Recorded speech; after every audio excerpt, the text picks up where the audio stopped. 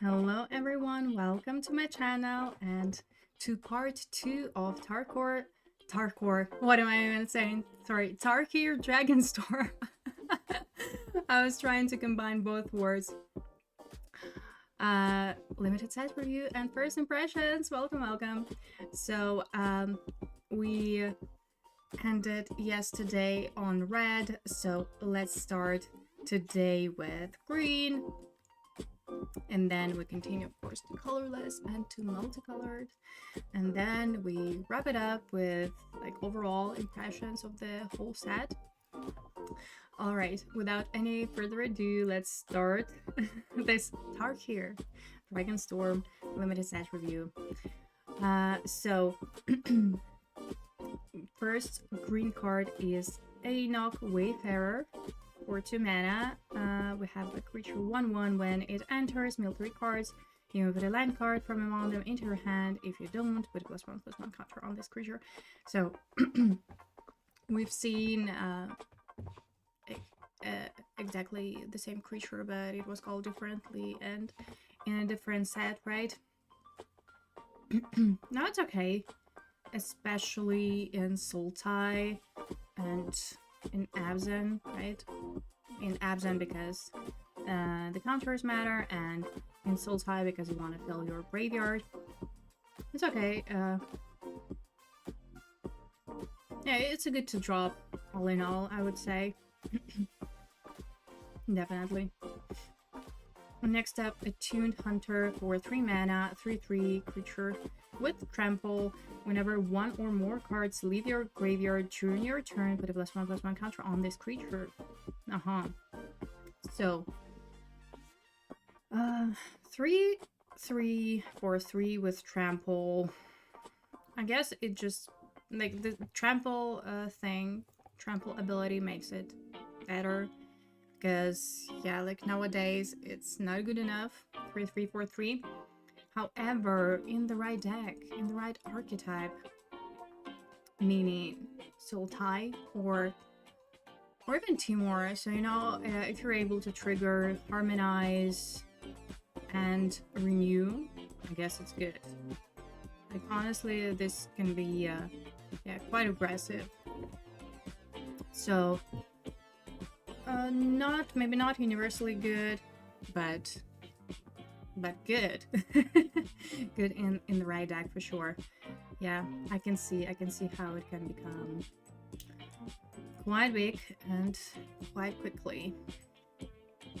Next up is a rare card, Gloomvine Regent for 5 mana. We have Dragon 4/5 with flying. Whenever this creature or another dragon you control enters, you gain 3 life. And this card also has an Omen side for 3 mana, who has sorcery. Search your library for up to 2 basic forest cards, reveal them, put one into the battlefield tapped and the other into your hand, then shuffle. Great, very good.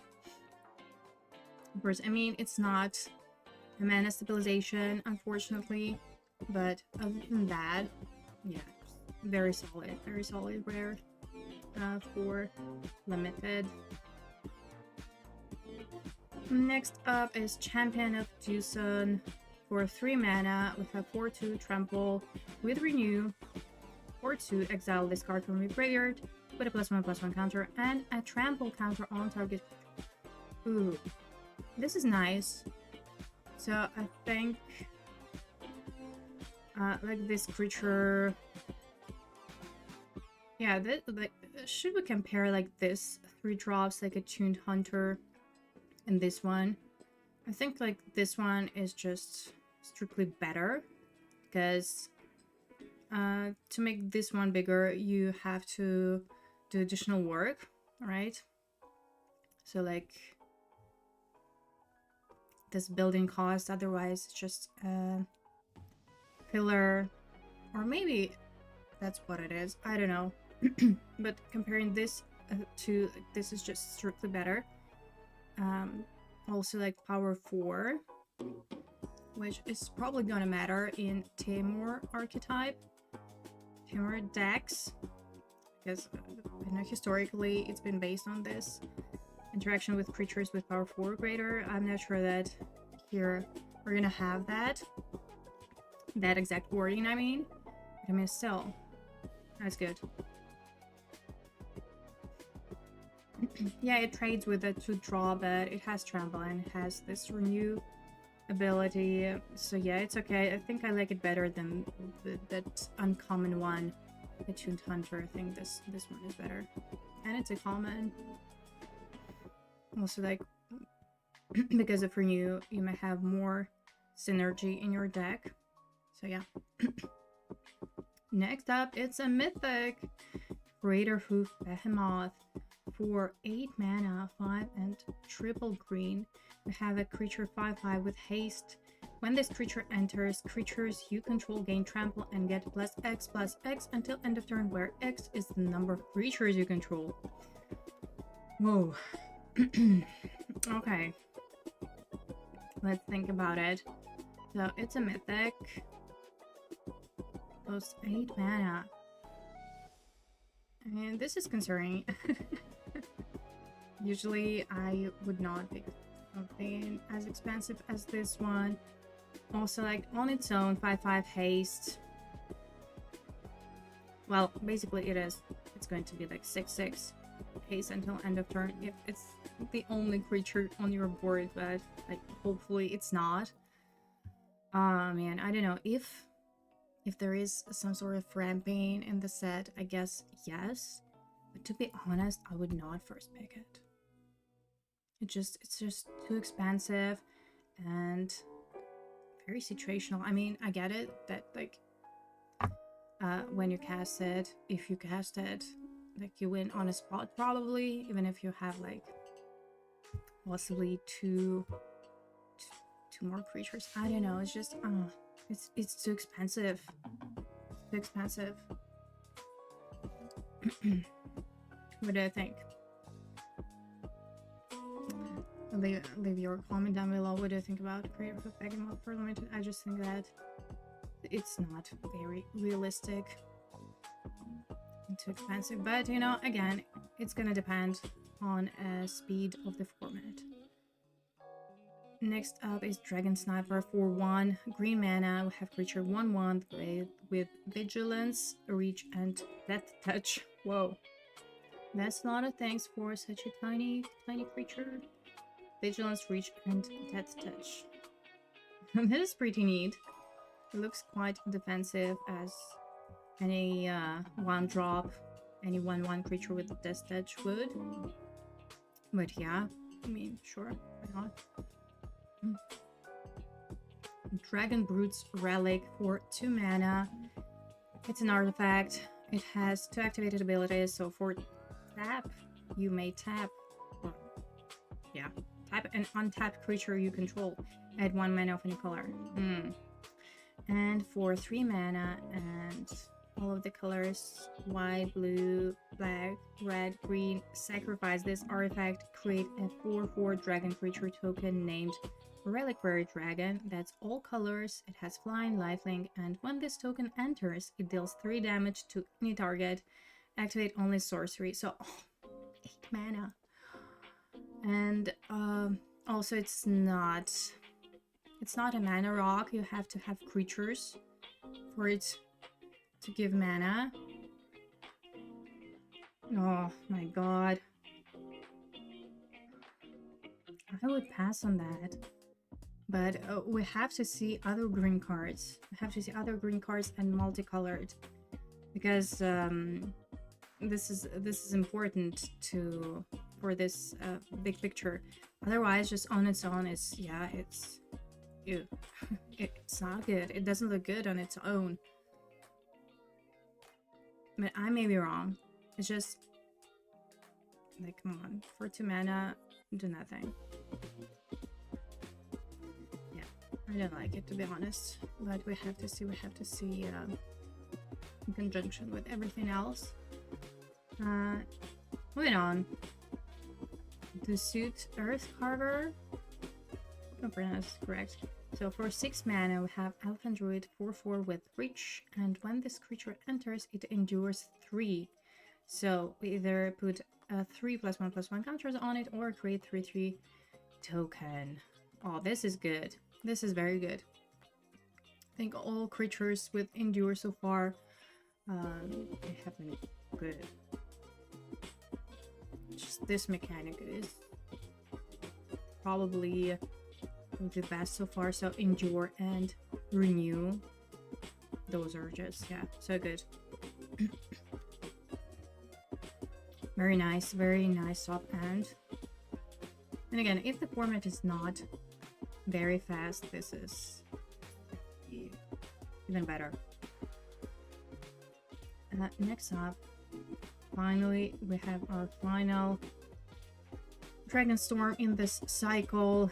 Encroaching Dragonstorm for 4 mana. We have enchantment. When it enters, search your library for up to 2 basic land cards, put them onto the battlefield, tapped, then shuffle. And when the dragon you control enters, return this enchantment to its owner's hand. Okay, so for 4 mana, I think it is expensive though. If it was 3 mana, that would be amazing. However, for 4 mana, we put both of the lands on the battlefield. So, how I was talking about ramping, this is it, I guess.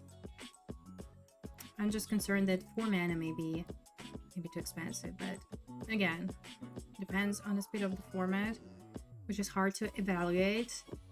I'm hoping it's not gonna be very fast, just based on this mechanics, like Renew and Harmonize. I'm really hoping that it's gonna be a grindy format, so maybe this is okay, but yeah, like just 4 mana is quite a concern. You would want something for 3 mana, even though it puts 2 lands on the battlefield. I don't know. Next up, Formation Breaker for 2 mana. We have a creature 2/1. Creatures with power less than this creature's power can block it. And as long as you control a creature with a counter on it, this creature gets +1/+2. So for 2 mana, we may have a 3/3 creature.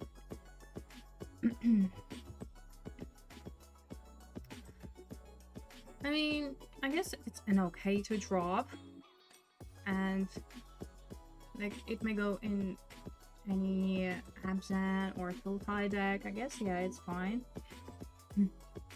Like in your early game, if it has it as your 2 drop, like, yeah, normally you just don't care. You trade, and it's something like to sustain your early game, and then later on it may be like a 3/3 creature for 2 mana. Why not? Yeah, I think it's, yeah, it's good, and it fits both archetypes nicely. Next up, Herd Heirloom for 2 mana. We have a rare artifact. For tap, add 1 mana of any color. Spend this mana only to cast a creature spell. And another activated ability for tap. Until end of turn, target creature you control with power 4 or greater gains trample. And whenever this creature deals combat damage to player, draw a card. Okay. Here we have it. This exact wording. Creature you control with power 4 or greater, so this is gonna matter. I was talking about it just now when I started reading green color. Okay, this is good, but mind you, it is a rare.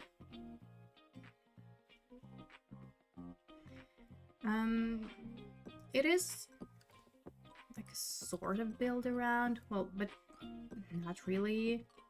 Like, I guess it's gonna be easy to trigger it.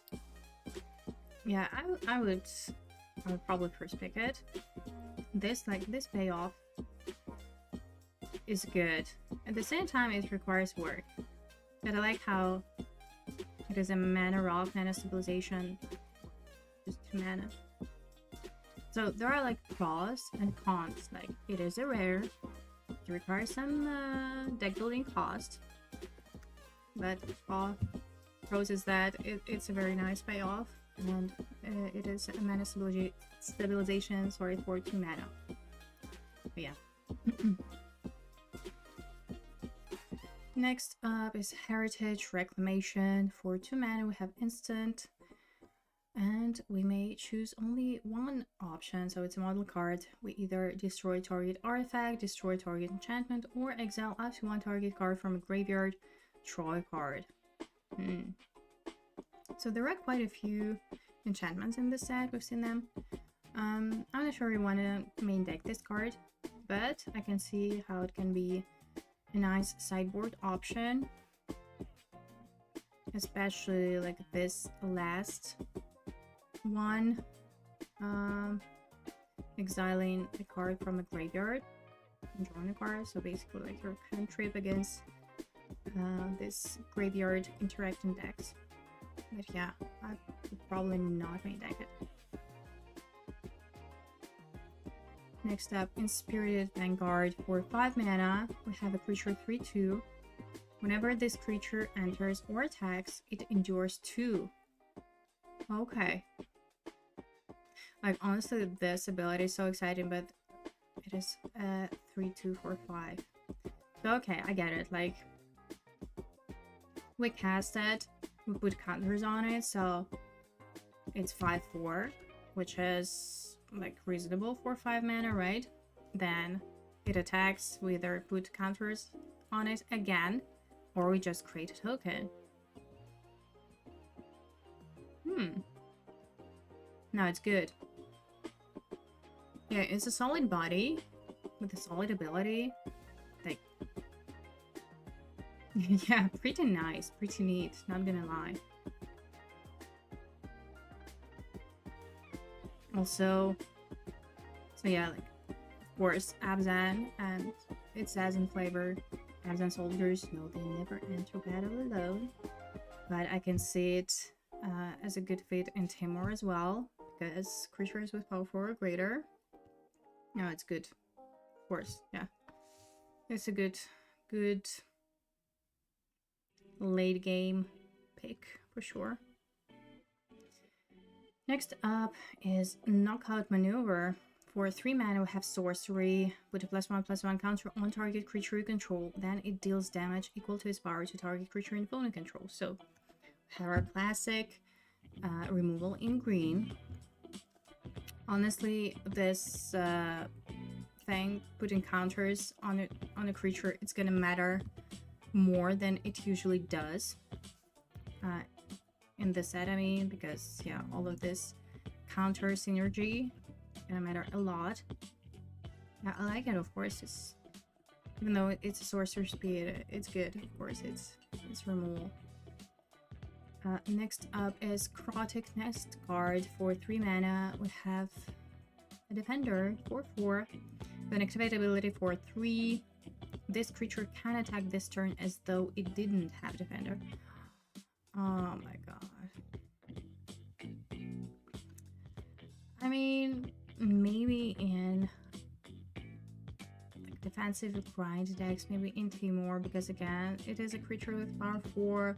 You can use it for Harmonize maybe, and yeah, it just sits there for 3 mana, 4/4. But what are you gonna do about it?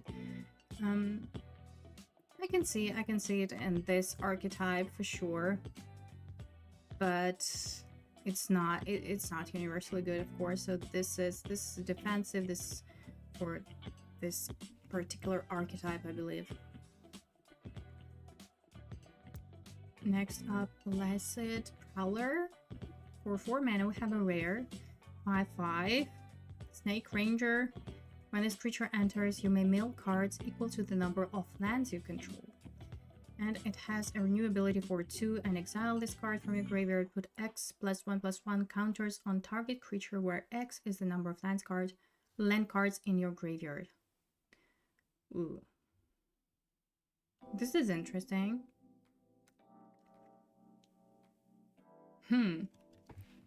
Okay, so first and foremost, like, it's a 5/5/4/4. So it is a very solid body, very solid creature on its own.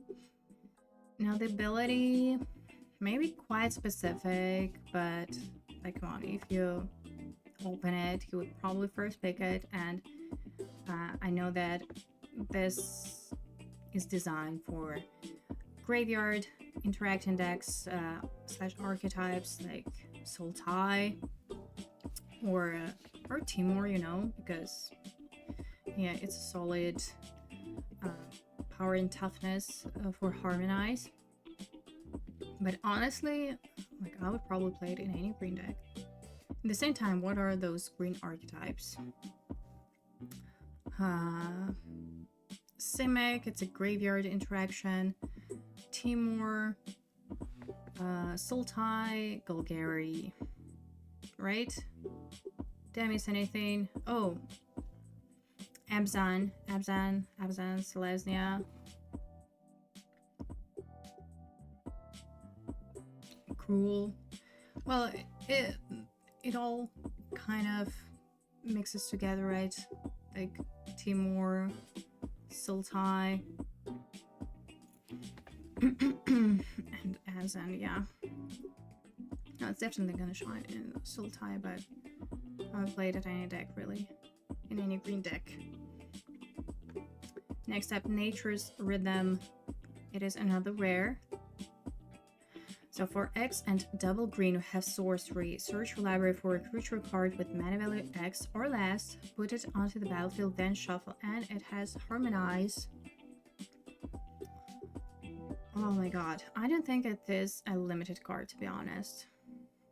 I think you could play it, but I would definitely not first pick it. It looks like a constructed design for me, especially like look at that Harmonize cost and like double green. Like I get it that you would want to cast it for late game, but still. Yeah, I don't think that it's gonna shine in limited, to be honest. Next up is Piercing Exhale. For 2 mana, we have instant.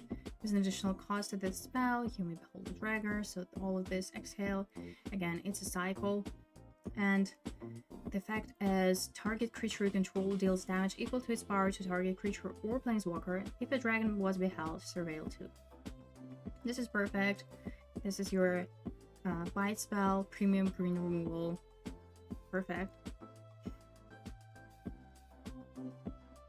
Next up is Rainveil Rejuvenator. For 4 mana, we have a creature 2/4. When it enters, you may mill 3 cards and has an activated ability. For tap, add an amount of green mana equal to this creature's power. Ooh. Nice. Okay, so first of all, it is an enabler for filling your graveyard. And then, like for 4 mana, it times you for 2. So like on your turn 5, you might have 7 mana.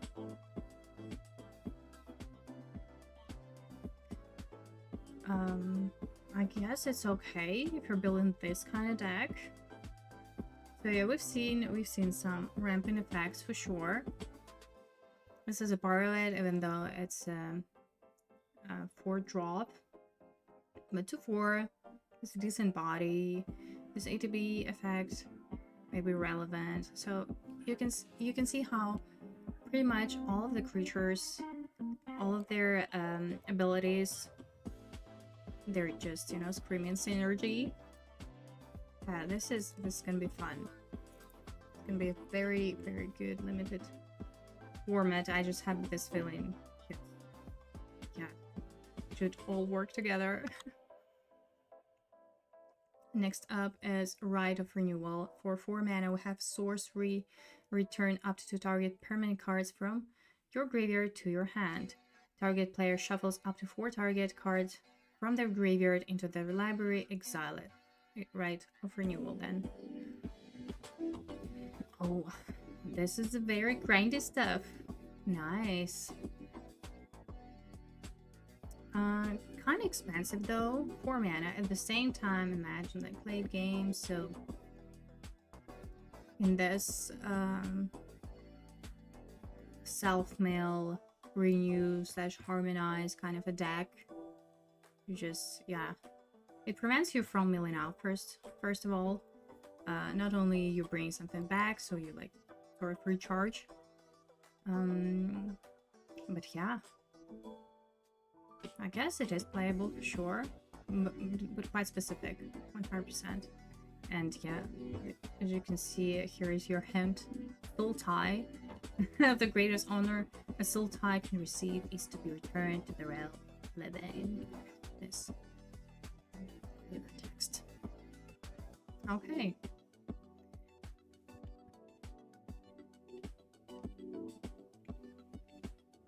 Next up is Roamer's Routine. For 3 mana, we have Sorcery.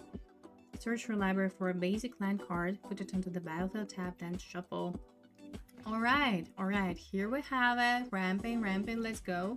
And it also has Harmonize, which is amazing, honestly. Very nice, yeah. Perfect. Yeah, I like it a lot. Very good ramping / stabilization spell. Stage of the Fang. For 3 mana, we have a creature 2/2. When this creature enters, put a +1/+1 counter on target creature, and it has a renew ability for 4. Exile this card from your graveyard, put a +1/+1 counter on target creature, then double the number of +1/+1 counters on that creature. Okay, that's nice. that is pretty cool ability, you know. A pretty serious pumping action. So even if you don't have any other creatures, this is like a 3/3/4/3. Again, counter synergy matters. It's gonna matter in Abzan in particular, but also in Sultai, I think. Yeah, pretty neat, honestly. Pretty good. So I think I have to rate how good or bad these cards are just based on a synergy, because you know this is pretty specific, right? You want to make it work. You want to give the best of your cards. Yeah, no, I can see the potential for sure. I like it. Next up, Sagu Pummeler. For 4 mana, we have a creature 4/4 with reach and renew. Also, this is like my favorite my favorite stats. 4/4/4/4. And honestly, already I like it. Solid body with reach, and it has a renew ability. For 5, you put 2 +1/+1 counters and a reach counter on target creature. Amazing. Oh, chef's kiss. This is very good. Oh my god, could be like one of the best green commons that we've seen so far. Honestly, I'm very excited about this creature. Yeah, this is very solid, very good. Next up, Sagu Wildling. And it's a dragon. Finally, it's a common dragon. It's a dragon in a common slot and has almond side. So for 5 mana, we have a dragon with flying, 3/3. When this creature enters, you gain 3 life. Okay, so for 5 mana, like a flyer, you gain 3 life. Maybe it's not very exciting, but again, think about synergy on dragons, right? And this almond, honestly, I think all of the almond dragons are good. So for 1 mana, it's a sorcery. Search for library for a basic land card, reveal it, put it into your hand, then shuffle. Amazing. Honestly, this is just so good. Again, top comment, like this is good, but this, just for the almond side, this is great, honestly. This is like, this can even go into your land slot. I like it. At least this is what I did with Bushwhack. When I drafted that set, I always put Bushwhack or counted Bushwhack as a land. You can totally do that and building your mana base and your deck.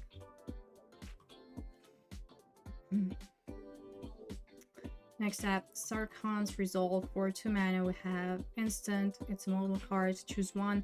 Target creature gets +3/+3 until end of turn, or destroy target creature with flying. Honestly, I feel like this is a main deckable. This is a pretty neat combat trick. For 2 mana, yeah, it doesn't give trample, but okay, +3/+3. But also, you may destroy a creature with flying. I think it may be very well main deckable. Oh, Snakeskin Veil is back! Snakeskin Veil, oh my god. So good, so good.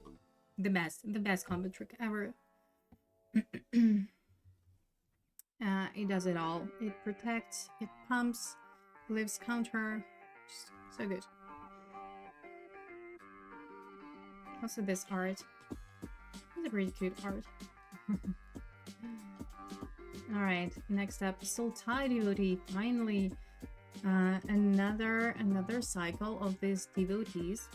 For 2 mana, we have a creature 2/1 with Death Touch, and for 1 mana, it colors your mana for any of these 3 Sultai color combination colors, so black, green, or blue. Amazing. This cycle is just great. Very good. Ooh, we have a rare. Next up is Surok, Elusive Hunter. For 3 mana, we have a creature 4/3, and this spell can be countered. It has trample, and whenever a creature you control or a creature spell you control becomes the target of a spell or ability an opponent controls, you draw a card.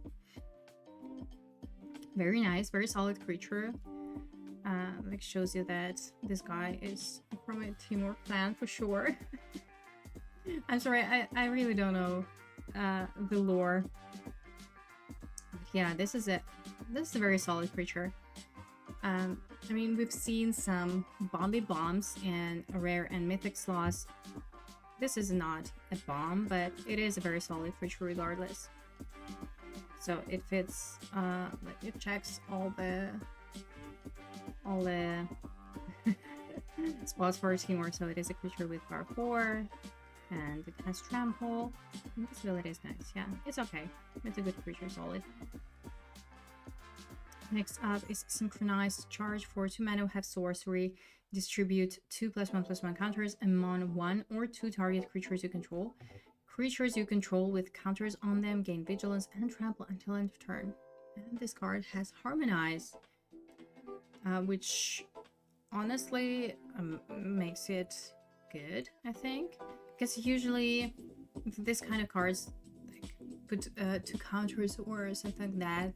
Sorcerer speed is not great because it is very situational. You're giving your opponent this information. It may be, you know, even sort of blowout for you, right? So you have to be quite specific on when exactly to cast this. But that being said, I think like Harmonize, first of all, Harmonize makes it so much better. And then it's totally fine to play at least 1 copy. I'm gonna play 2 though. In Abzan, where this counters matter. Sure about Timor though. I think that you'll have more synergy with this +1/+1 counters in Abzan than in Timor. But yeah, still. It's okay. You just, again, have to be careful, and I would not play it in any other deck other than Abzan, I think. So yeah. Next up is Trade Route Envoy. For 4 mana, we have a creature 4/3. So Dog Soldier. What's up with that? There are a lot of dogs in the set. When this creature enters, draw a card if you control a creature with a counter on it. If you don't draw a card this way, put a +1/+1 counter on this creature. Oh, this is neat, actually.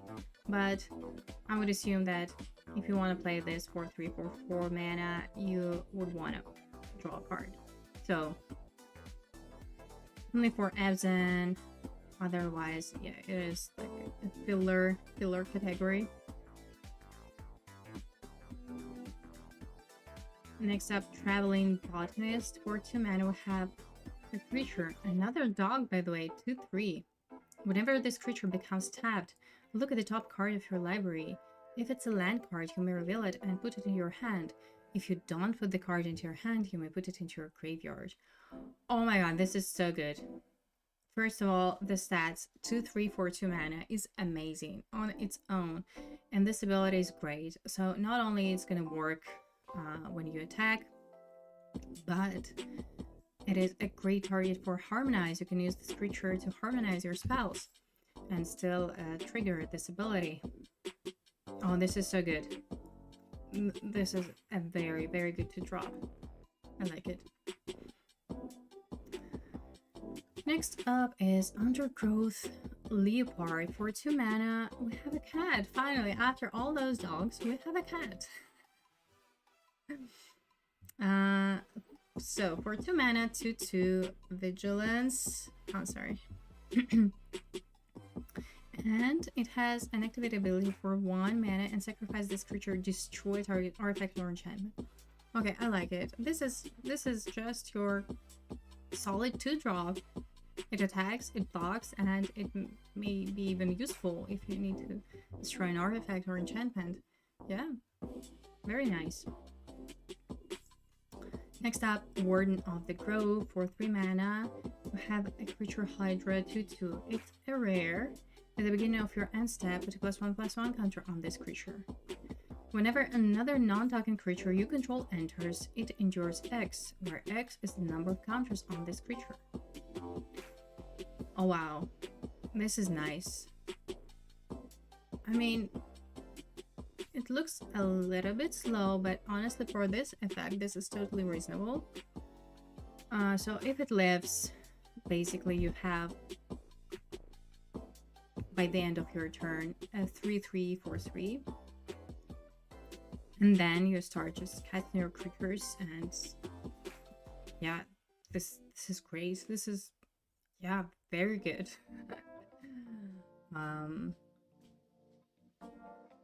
It's like a significant step up from the previous rares we've seen. This is very close to being a bomb, honestly. Like this effect can snowball so quickly. Oh my god. Yeah.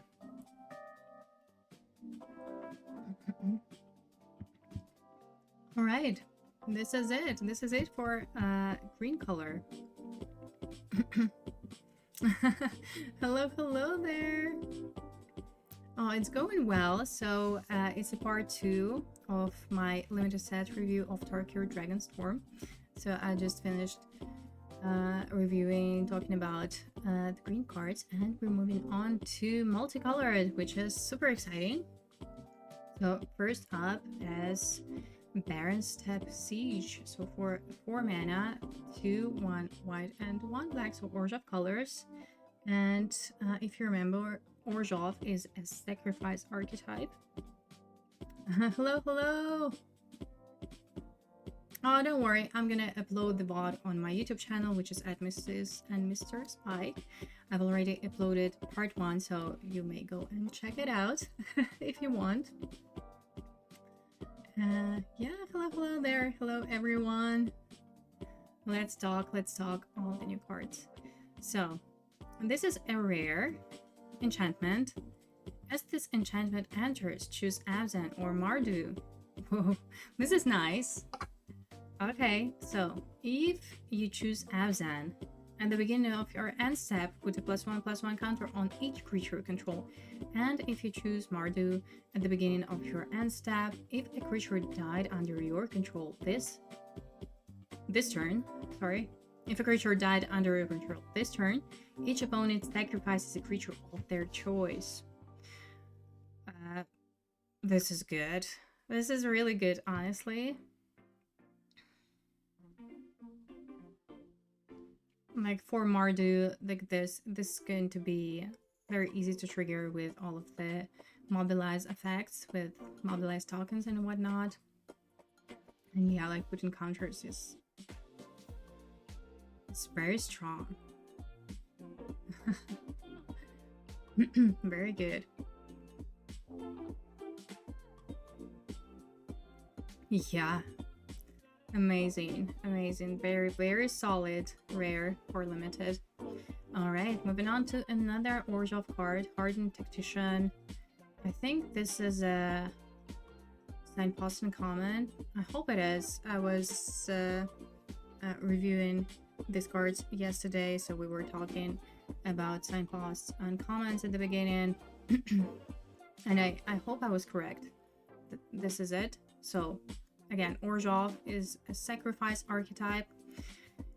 It is a creature for 3 mana, 2/4, and for 1 mana, sacrifice a token, draw a card. Oh my god, this is so good if you're in Mardu, if you have, well, Mardu, Orzhov / Mardu, because in these colors, this mobilize mechanic is the most present. This is amazing, and of course, you may activate it as many times as you wish. Like, if, let's say, if you attack with a creature with mobilize, you may sacrifice those tokens in combat if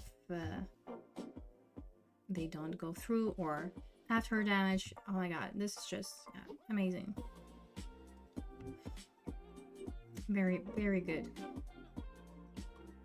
Yeah, absolutely. So honestly, if you're drafting this archetype, this is gonna be probably the best card in your deck. It's like the best payoff for all those mobilized tokens. Next up is Marshal of the Lost for 4 mana, 2/1 white and 1 black. We have a creature with Death Touch, 3/3. Whenever you attack, target creature gets +X until end of turn, where X is the number of attacking creatures. Ooh, again, like clearly we can see this synergy with Mobilize ability with this new mechanic. Pretty nice. So like for 4 mana, 3/3, maybe a little bit underwhelming, but it has to be the right fit. It has to go in this specific archetype to do the job. Otherwise, yeah, it's just not impressive. But in this right archetype, like, yeah, pretty solid. Like, you have to do something about it.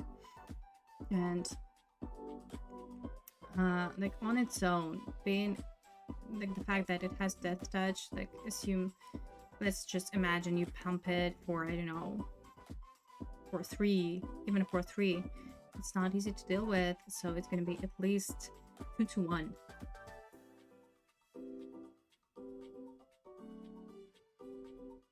Does that make this a combo set due to the synergy? Well, I haven't thought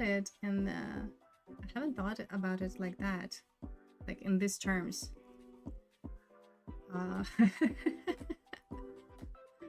But I do appreciate a lot limited sets with a lot of synergy.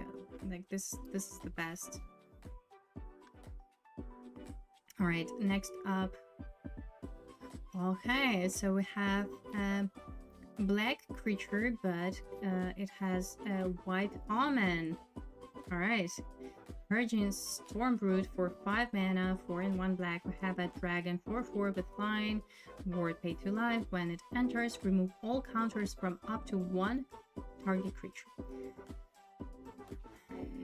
Okay, this is okay, but a little bit underwhelming.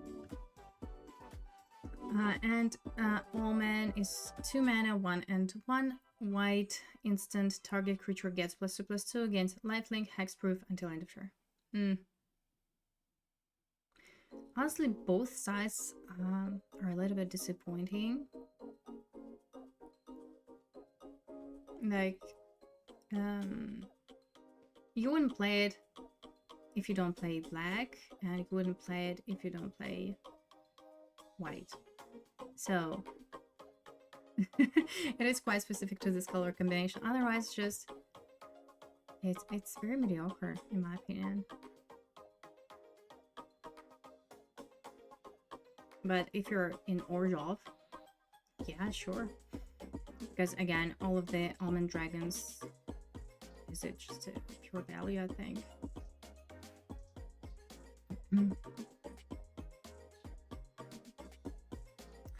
You know, I think like due to the token, yes, definitely there is a synergy based on these tokens.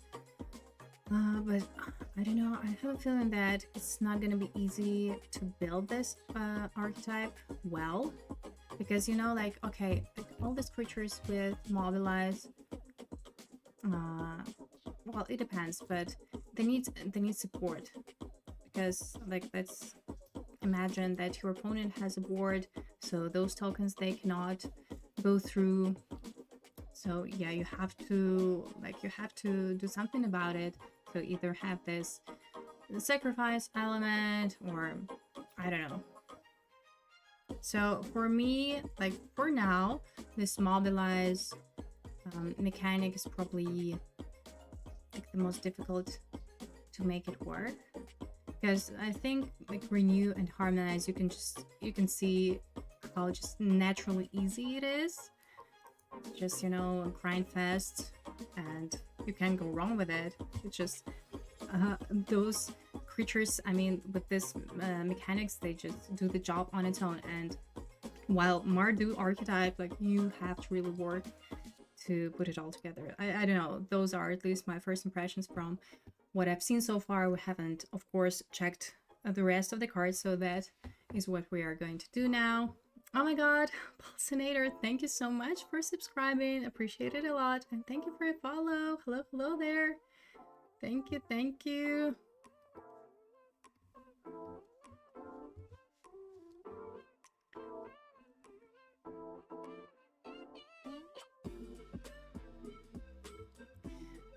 Okay, let's move on to Izet. I'm good. How are you? Good to see you, and thanks again for subscribing. So yeah, if you're new, if you haven't seen my stream before, usually I stream my gameplay on Magic Arena and Magic Online. Like my my brand is I play and stream anything competitive, and I stand by it. But I also enjoy limited very much, and like, hey, draft and sealed are also competitive formats. So because TARKIR Dragonstorm is coming out, I'm doing my traditional limited set review / first impressions, because I haven't seen spoiler before that. So like what you witness now is my pure first reaction. So yeah, and tomorrow I'm going to participate in a streamer event on Magic Arena Early Access. I'm going to stream at 7 p.m. Central European time. So this is my start time, or it is 10 a.m. Pacific time.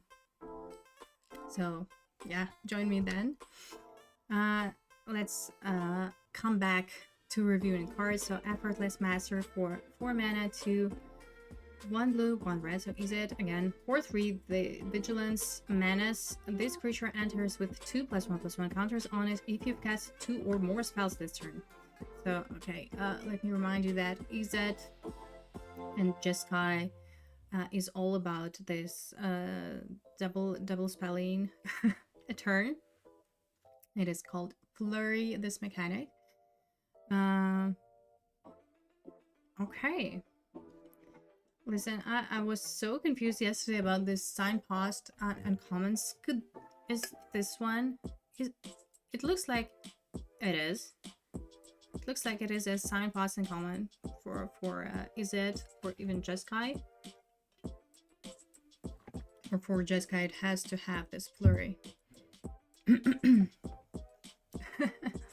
No, of course it is good, but again, very synergy based, right? So it's gonna be good only in this particular archetype.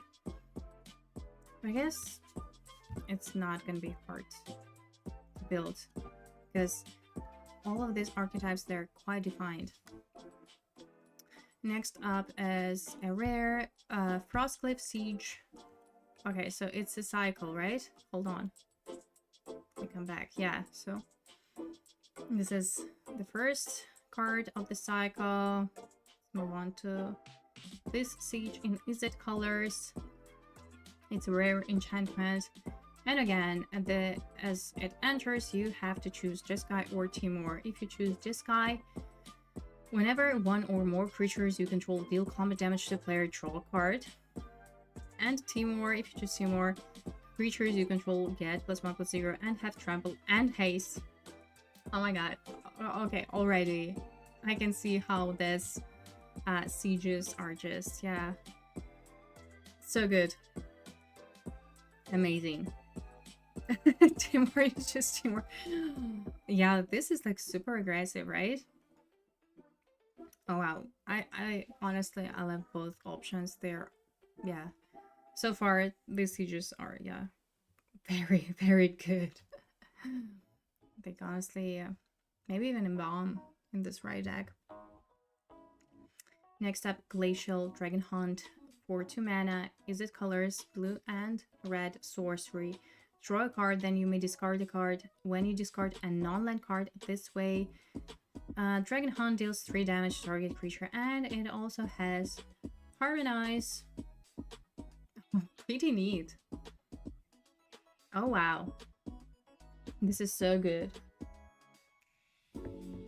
Like, first of all, it is quite a cheap spell for this flurry.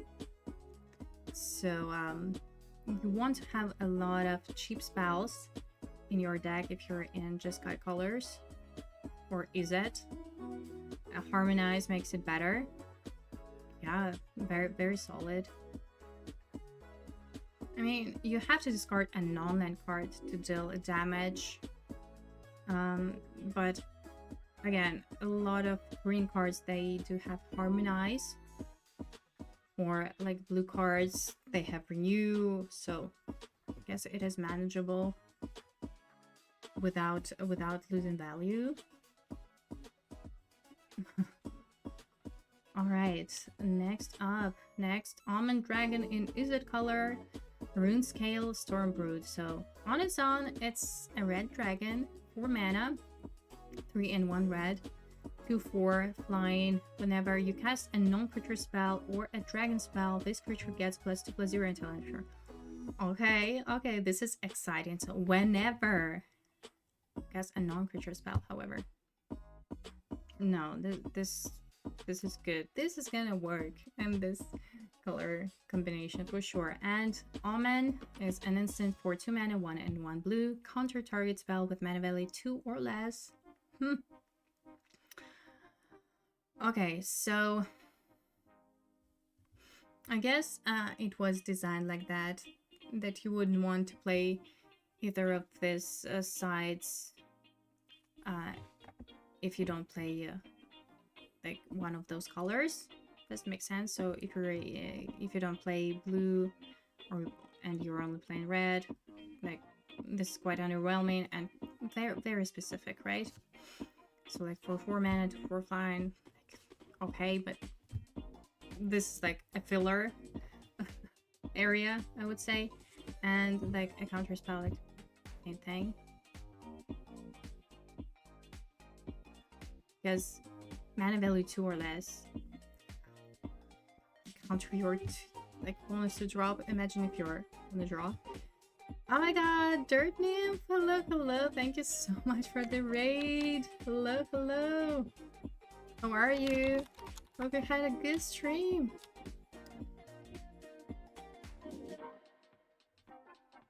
Hello, welcome raiders. I'm glad to see you all here. This is great. So yeah, my name is Maria. I usually stream my gameplay in any competitive format, but today, because TARKIR DRAGONSTORM is upon us, this new Magic the Gathering set, I'm doing my traditional limited set review / first impressions. So we're discussing new cards today, and tomorrow we are all going to participate in the streamer event. I think you too, right? So yeah, this is very exciting. All right, let's move on. Oh, I love it. Look at zero cards. Honestly, I haven't looked at a spoiler before that, so like honestly, this is my honest and pure first impressions of the set. So this is part 2 because yesterday I started reviewing the cards. I stopped at green, so today I reviewed the cards starting from green, and now, as you can see, moved on to multicolored. Honestly, this is very exciting for limited. I think it's gonna be very synergy based limited set. Yeah, I just hope that it's not gonna be too fast. My impression that it's not gonna be. My impression is that it is more of a grindy set, and this is super exciting. Oh, who doesn't? Synergy is the best.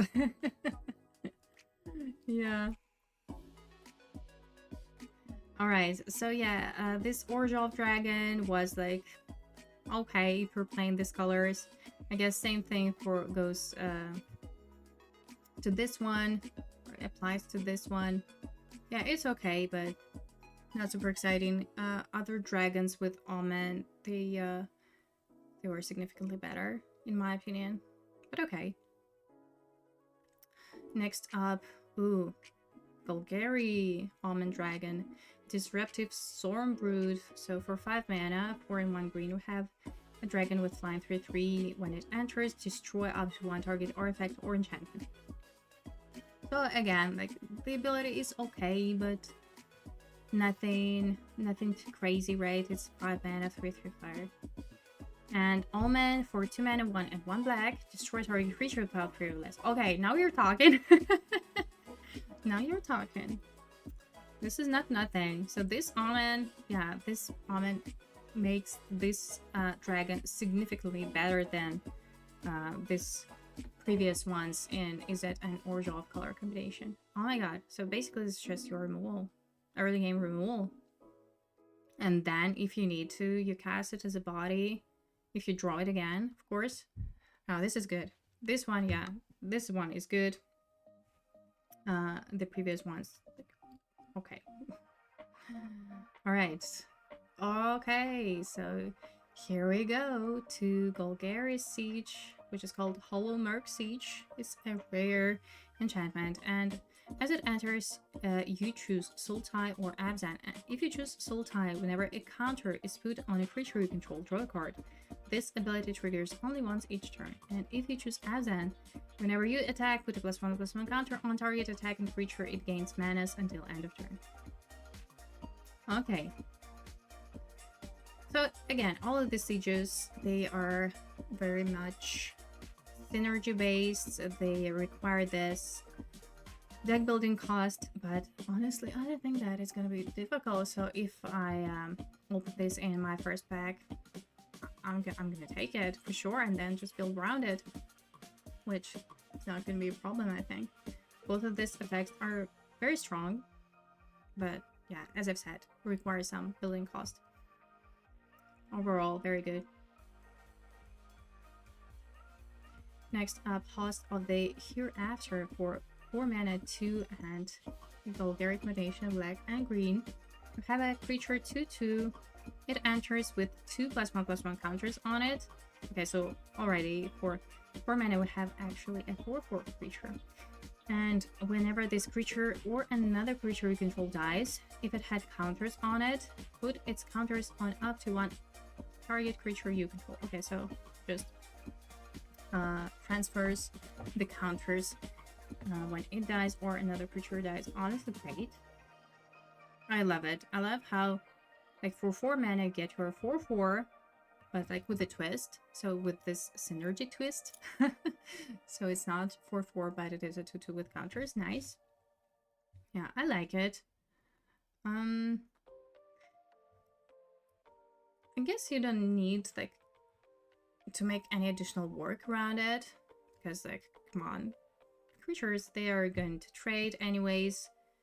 And yeah, this sprint, like Abzan, of course, theme, this +1/+1 counters going to be the best, but on its own, just, you know, it honestly, this creature does not need anything else really.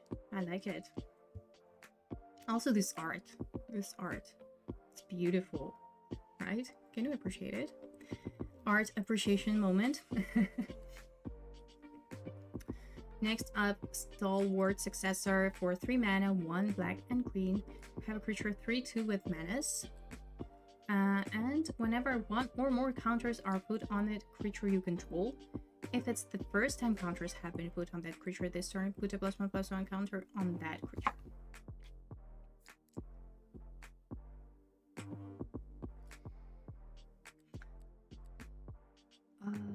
Okay, so it doesn't matter which counters, because yeah, we have trample counters, we have all sorts of counters, so not necessarily +1/+1 counters in this set because of renew and yeah, mostly renew, I think.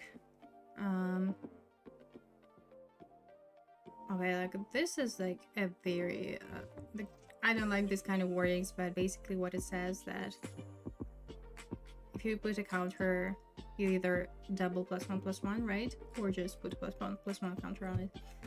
Okay. Yeah, it's fine.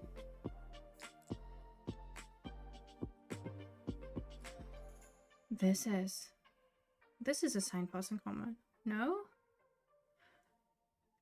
It looks like it.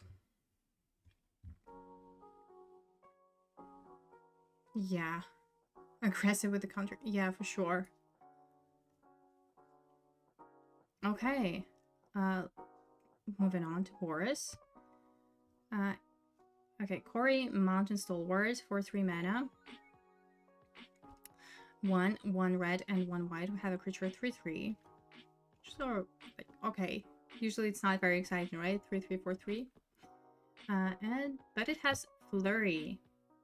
And Flurry indicates Jeskai. So, whenever you cast your second spell this turn, this creature deals 2 damage to each opponent and you gain 2 life. I guess it's okay. I'm not sure. I'm not sure how strong this payoff is, really. But again, yesterday, when I was talking about archetypes and sign pass and commons, this one, it was indicated as a Jeskai one, as Boris, really. Is there a defined Boris archetype, or is it just a part of Jeskai? Hold on. I want to see.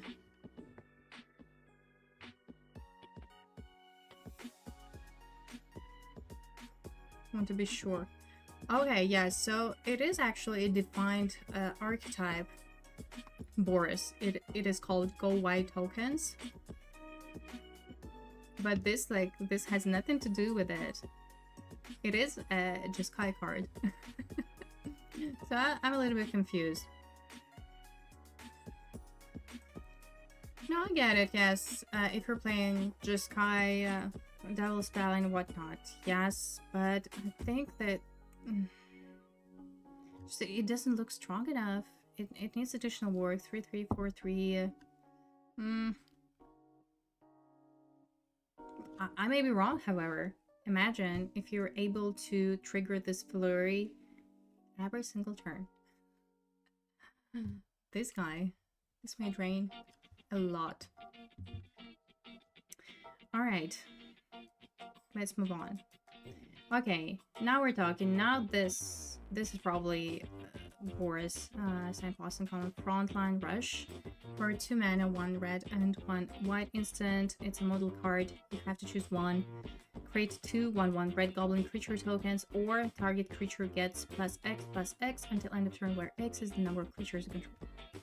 So this makes sense. This makes sense for Boris as the Go White archetype. Okay, yeah, good. It's an instant speed combat trick, or you just create goblins at the end of your opponent's turn, or I don't know, in combat, wherever. Yeah, I like this card. Also, like, I love how they continue this theme with goblins. I remember it was a flavor. I don't remember which card it was, but it says there is never one goblin. There is never just one goblin or something along these lines. All right, moving on to Multicolored Almond Dragon, which in reality is a white dragon. Anyway, Twin Moss Stormbrood for 6 mana dragon, 5/4 flying. When it enters, you gain 5 life. Okay, on its own, it's actually pretty nice. So for 6 mana, you like stabilize, gain 5 is a lot. It is a lot. Especially at this stage of the game, you can totally stabilize. Thanks to that, and it's a flyer 5/4. Nice. Let's check out its almond side. So for 2 mana, 1 and 1 red, you have sorcery. It deals 5 damage to target creature without flying. Okay, amazing. So this dragon in, say, forest colors and the previous one in Golgari are actually very good. Yeah, very nice, both of them. I like it. Okay, next up is Windcrag Siege in Boris color combination. So for 3 mana, 1 red and 1 white, we have enchantment, and as it enters, you have to choose Mardu or Jeskai. If you choose Mardu, if a creature attacking causes a triggered ability of a permanent you control to trigger, that ability triggers an additional time. Okay, so think about all those mobilize mechanics. This can just, oh my god, this is wild. Alright, and if you choose Jeskai at the beginning of your upkeep, create a 1/1 red goblin creature token. It gains lifelink and haste until end of turn. Also pretty neat, and it fits this Boris go white strategy, right? Alongside Jeskai. Like, yeah, like you don't even need this blue color really, right? If you're building just straight up Boris go white deck. Amazing. Hello there in chat. How are you?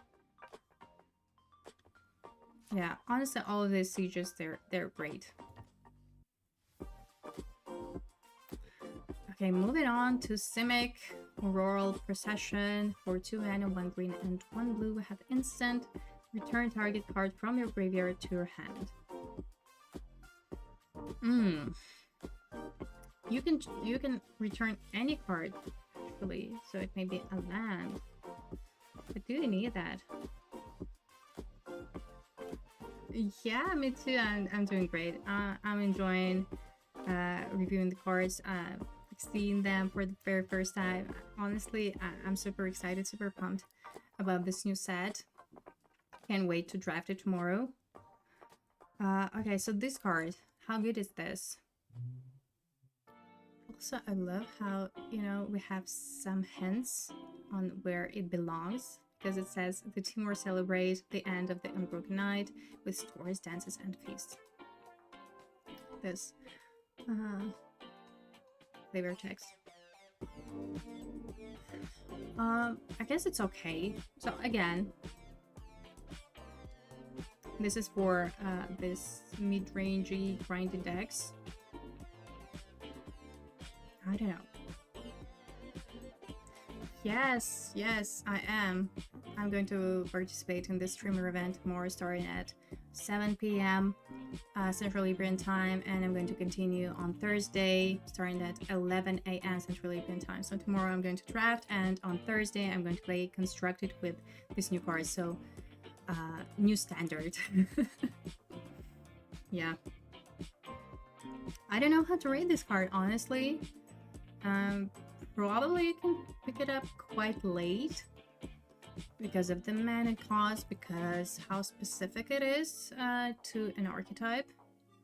I guess it's okay. Oh, and Simic Siege, Glacier Wood Siege, for 3 mana, 1 green and 1 blue. We have enchantment in a rare slot again, because it's a cycle. As it enters, choose Timor or Sultai. If you choose Timor, Whenever you cast an instant or sorcerer spell, target player mills 4 cards. Man, now this is kind of underwhelming compared to the previous ones. And if you choose Soul Tie, you may play lands from your graveyard. What a bummer.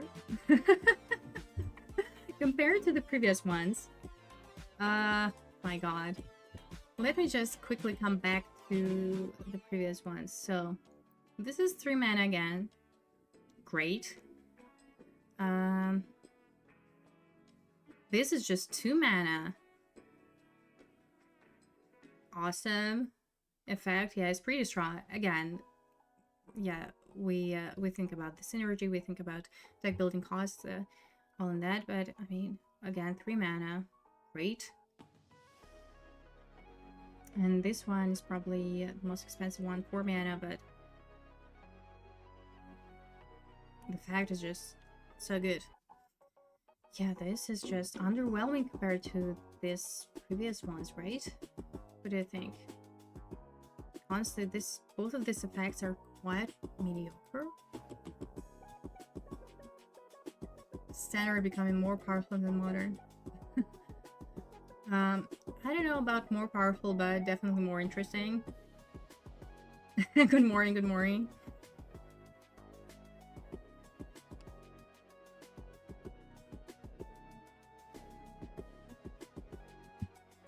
Yeah, this is not it. This siege. Next up, Kishless Chimera for 2 mana, 1 green and 1 blue. We have a creature 2/2 with flying. Whenever a card leaves your graveyard during your turn, draw a card. This ability triggers only once per turn. Oh my god, this is amazing.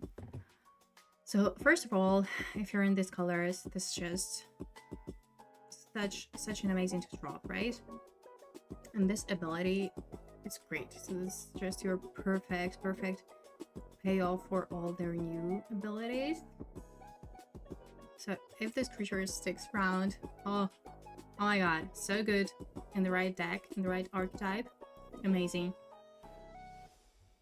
Because all of the renew abilities and harmonize, I'm not sure about harmonize, but renew is a sorcery speed. Yeah, that I was surprised as well that they made a Simic a Golgari. Simic is a new Golgari. Okay. Next up, this cycle of dragons, almond dragons. I don't even know how to call them because it's not a multicolored card, but it is. So the actual card is blue, but the almond is green. So anyway, Whirlwind Stormbrood, 5 mana, 4 and 1 blue. We have a dragon with flesh and flying, 4/3. You may cast sorcery spells and dragon spells as though they had flesh. Okay. I guess it is a fine body. It's like, look at that art. Damn. It has the head of a freaking shark. I'm sorry, I just got distracted by this art. Okay, the body itself is fine. Again, not great, not terrible, it's okay. Let's check out the Omen side. So for 3 mana, it's sorcery, mind you, 2 and 1 green. Put 3 +1/+1 counters on target creature control.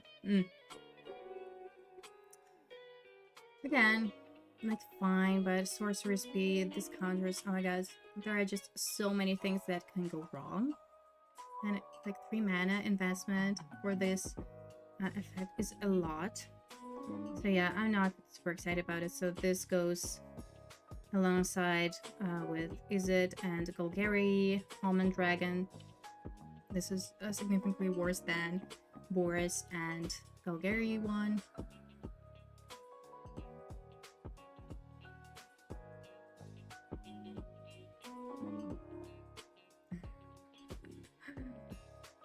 And I'll play Distant Dragons deck. Honestly, maybe. Please, at least unlimited. Alright, let's go. Absent Dragon, Armament Dragon. So for 6 mana, 3 and 3 colors in absent color combination.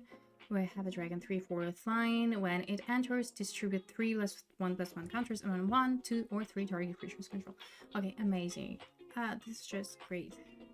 If you're in these colors, or if you're in like Orzhov, if you're in Galgari, I think it is worth a splash, honestly. I get it that it's a 6 mana, but also like all this just makes me think that it's not gonna be a fast format. Fingers crossed. And again, I'm not even talking about all of that. +1/+1 counters, synergy, whatnot. Yeah, this is very solid. Also, you can put counters on this creature as well. So great. Next up, oh my god, it's a mythic.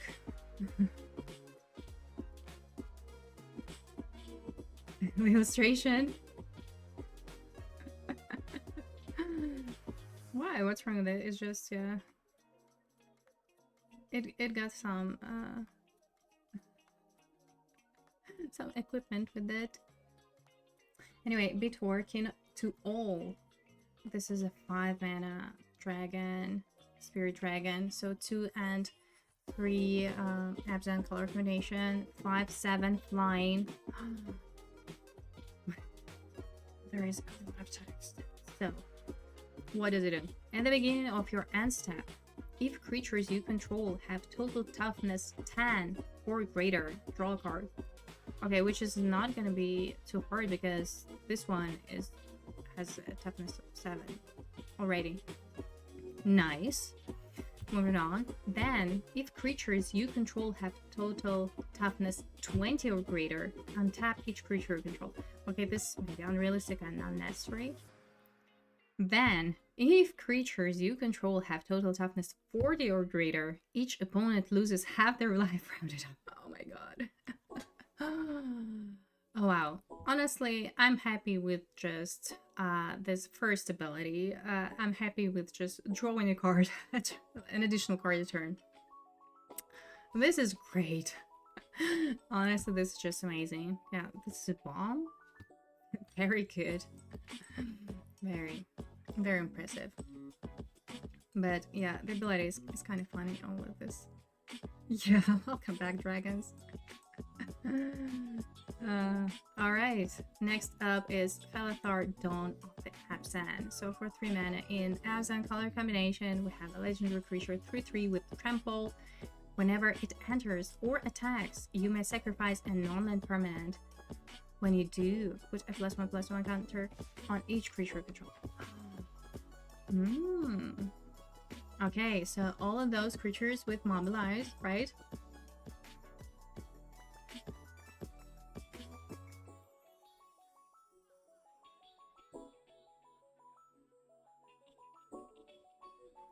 Like, I like it, but it requires some work because, again, oh, you know what?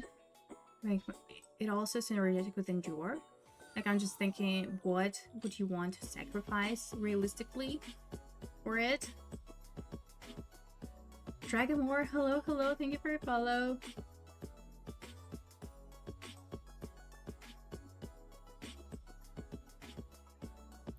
Yeah, this ability, like, yeah, this sacrificing element, you know, in the case that maybe it's a better fit for Orzhov,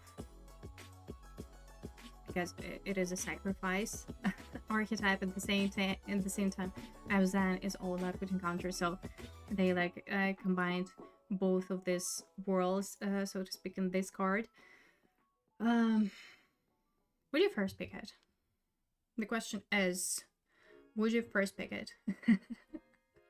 And then build around it?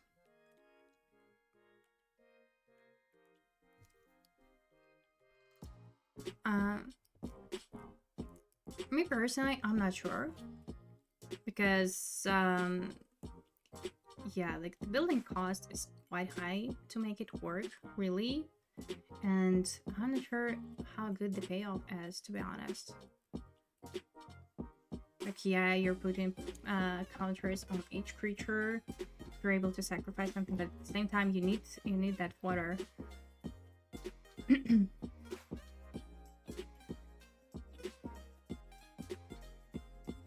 Roots tokens. Oh, you're talking about constructed. Now we're talking about limited. So in limited, there are mobilized tokens. There are tokens from endure, and that's it, right? Yeah. Okay, so let's leave it at that. So this is good, but it is like a heavy build around.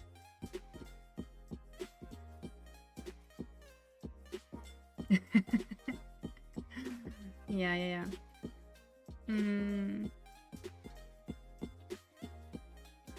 But you know what? Maybe it has a construct potential. I was just thinking about limited. Anyway, let's move on to the next card, and it is called King Tree Severance, and I think it is the first card with this new hybrid mana cost. So it's either just 6 mana of any color, or 3 mana. Like, you know, you can pay it like in various different ways, like 4 mana of any color, 1 green, or black or white, or just straight up 3 mana in this Abzan color combination. But the most importantly, it is an instant with an effect. You exile target permanent with mana value 3 or greater. Honestly, this is very interesting. Like the fact that they made this hybrid mana is pretty cool, I think. So this card, it can fit basically any deck in these colors, and not necessarily in this exact color combination. Hello, Evidence Self, how are you? 2-breed. So it's not a hybrid, it's 2-breed. Okay, I'm gonna call it like this as well.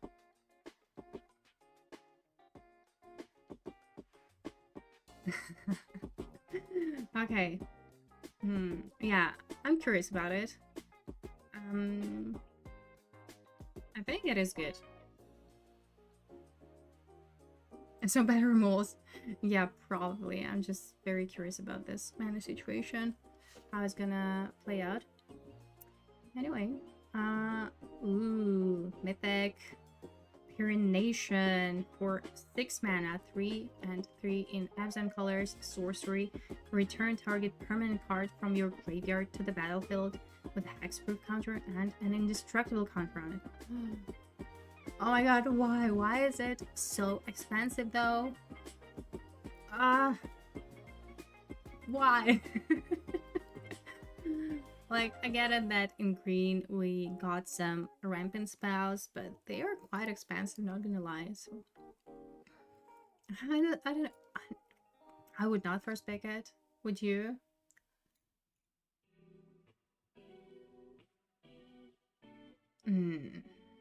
I think it's just not worth it altogether.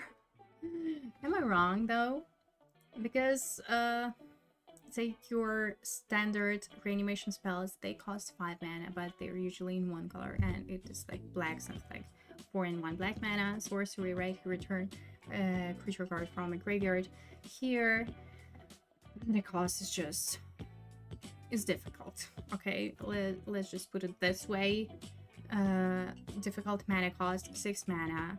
At the same time, you return any permanent from a graveyard with all this counters on it.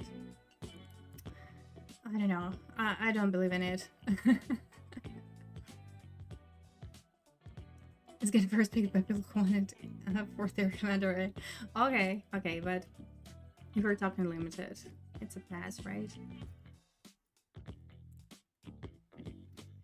Okay, another, what was it? It called 2-breed, 2-breed spell, reputable merchant. So I don't know. I'm not going to say it again. So 2-breed and Abzan color combination.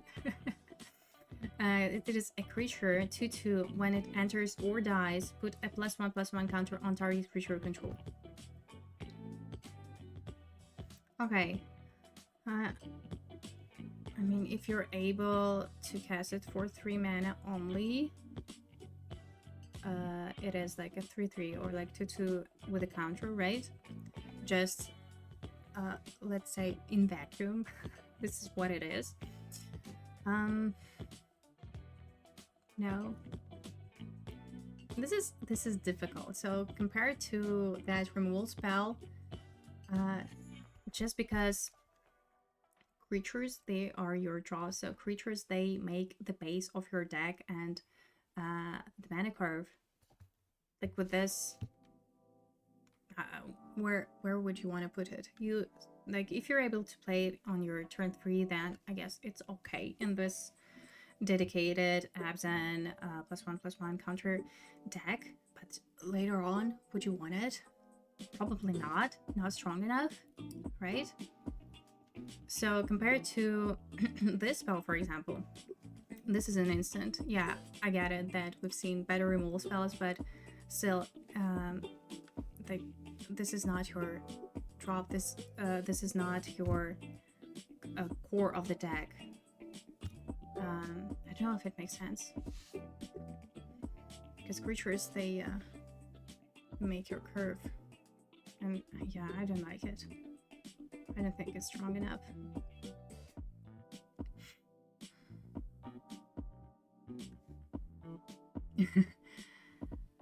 Yeah, I'm pretty sure you can pick it up late.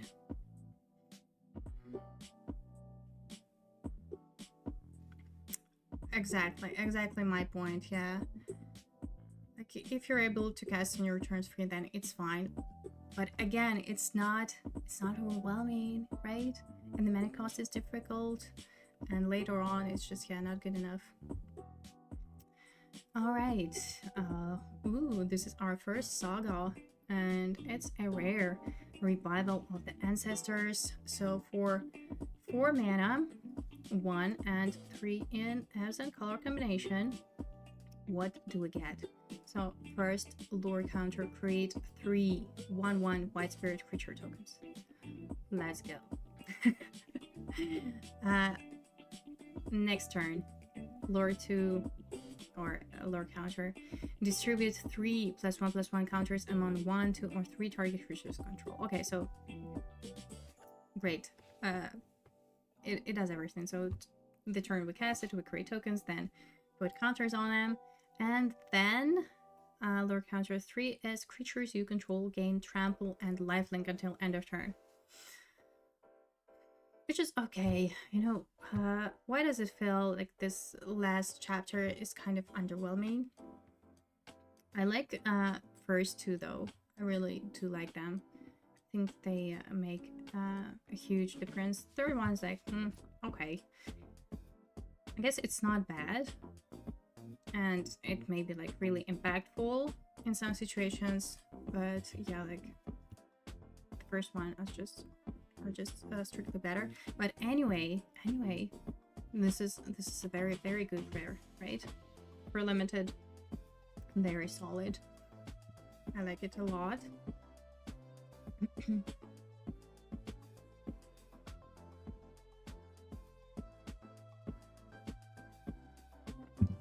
All right. Next up. Oh, we're still in Abzan. Another rare. And it's a creature. Severance Priest. So for 3 colors in Abzan color combination, it's a 3/3 with Death Touch. It has a lot of text. It better be good. When this creature enters, target opponent reveals their hand. You may choose a non-land card from it. If you do, exile the card. Okay, seems fine. When this creature leaves the battlefield, the exiled card's owner creates an XX white spirit creature token where X is the mana value of the exiled card. What is that? Why?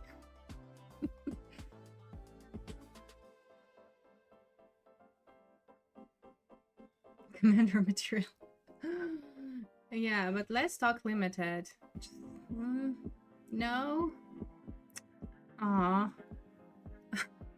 Honestly, like, it started so well. Like why? Yeah, I wouldn't want to first pick it, to be honest, because the mana cost, the effects, like, all in all, it's just, yeah, a little bit disappointing. Alright, next up, Skirmish Rhino. Another creature for 3 mana in Abzan, color combination 3/4 with trample. When it enters, each opponent loses 2 life and you gain 2 life. It's okay. This is actually not synergetic with this counter situation at all. Rule number 1, is it fun? Oh, I love it. Yeah, good point. It's okay, right? Again, not a fan of the mana cost, but if you're in these colors, then yeah, why not? Otherwise, and also I think that you can pick it up pretty late in the game, just because of the mana cost. I have a technical doubt on the previous card. Okay, let's come back to it.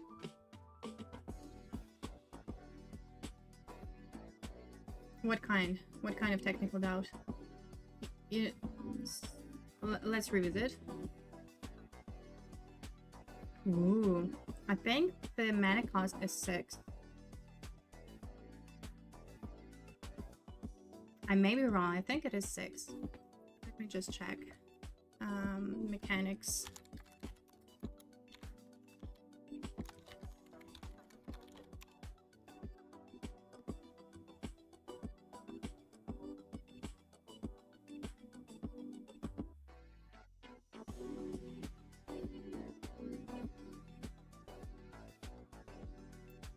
There you go. So, monocolored hybrid mana. Yeah, 2 breed. Okay.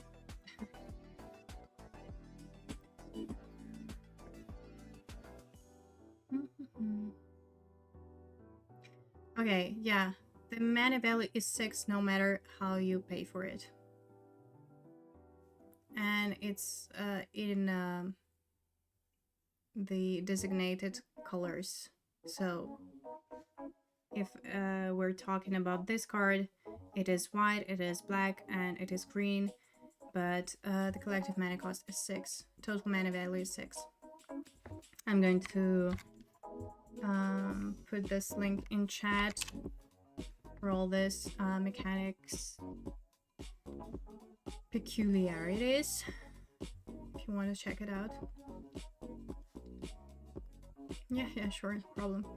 Yeah, I want to be sure as well. I was thinking the same. Donnie Langos, thank you so much for your follow. Hello there.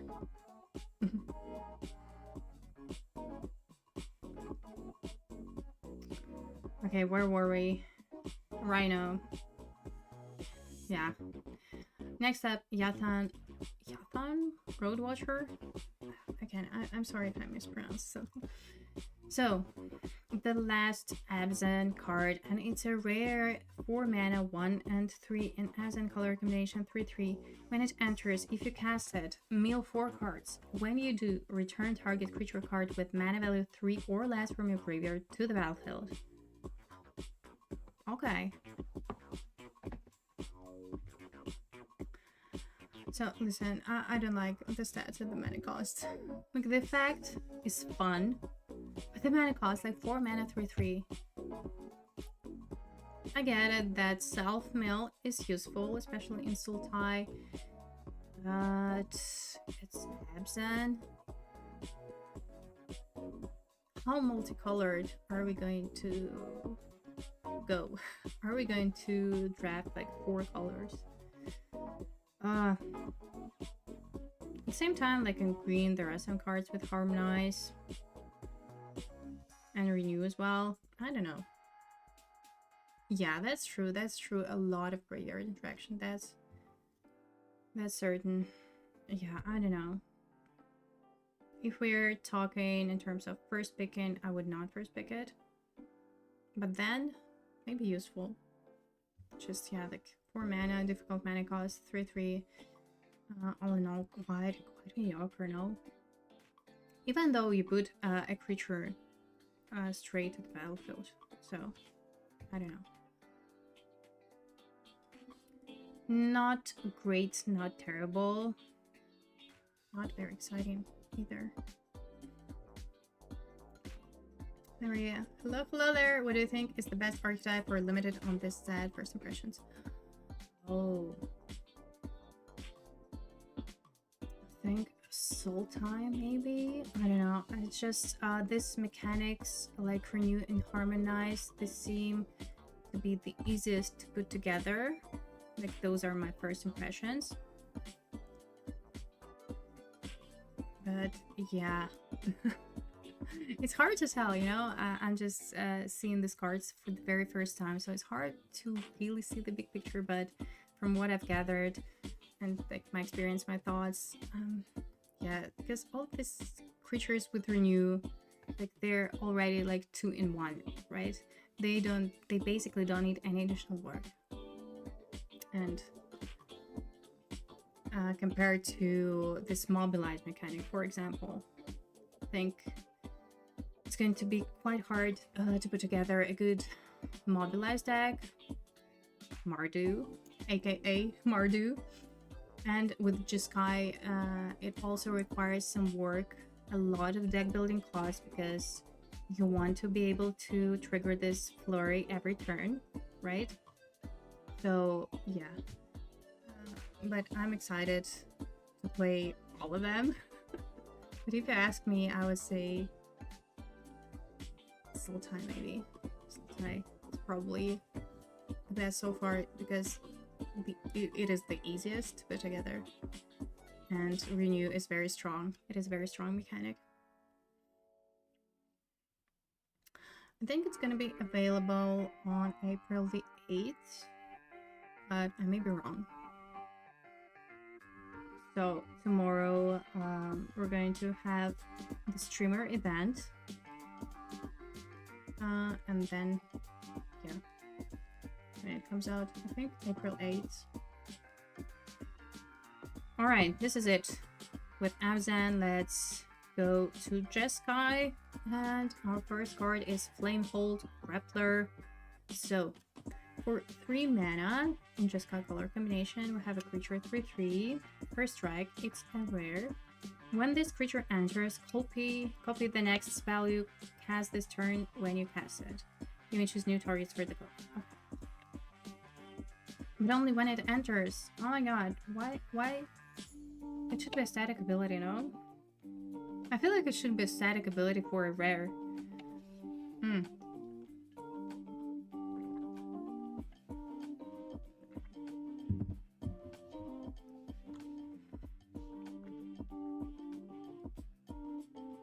At the same time, you may copy any spell.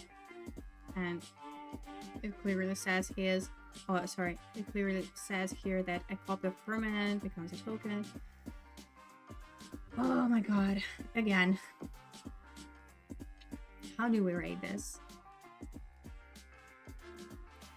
I would not first pick it, honestly. Like, my first instinct that I would not first pick it because... Again, the deck building cost is so high. And also, you have to cast it this very specific moment.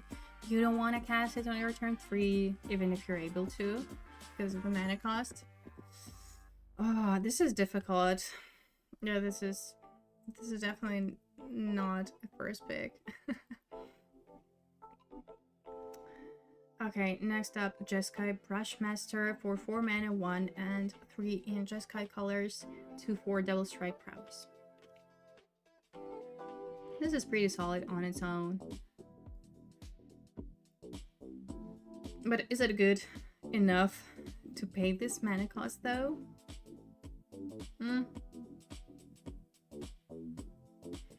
Honestly, I can see it like a real threat in very well put together flurry deck, because the way I see it is that you have to have a lot of cheap spells, cantrips, whatever, to trigger that. like in this case, prowess.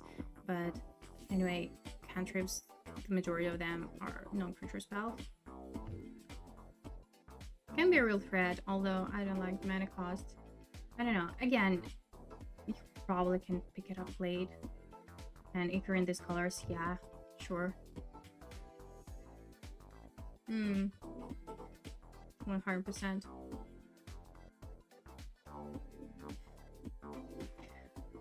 Yeah, I can see how it can be scary, like for sure. Devil Strike and Prowess, yeah, it's a powerful combination. Also, it is a very scary creature to block, you know, because of the prowess.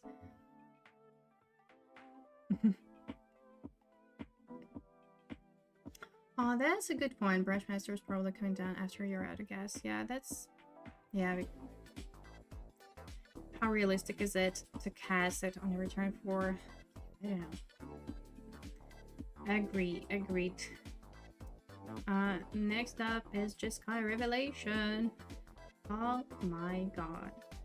For moving 7 mana, 4 and 3 in Jeskai color combination, we have Mythic instant, return target spell or permanent to its owner's hand. Jeskai Revelation deals 4 damage to any target. Create 2 1/1 white mon creature tokens with prowess. Draw 2 cards. You gain 4 life. Wow. That is a lot of things.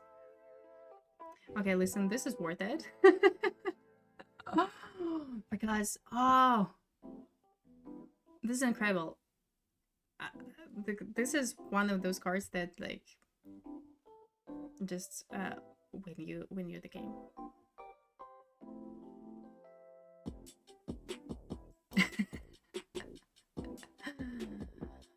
Oh, like 7 mana hurts, but the effect is worth it. This is amazing. It does everything. Yeah, you just can't lose after you cast this card, because you remove a creature, you build a board state with tokens with prowess, you draw 2 cards, and you gain 4 life. It does everything. This is a bomb, but it costs 7 mana. I don't know, I have a feeling that, yeah, again, it's not gonna be a fast set, just based on the multicolored nature of it and all the cards that we've seen so far. Oh, wow.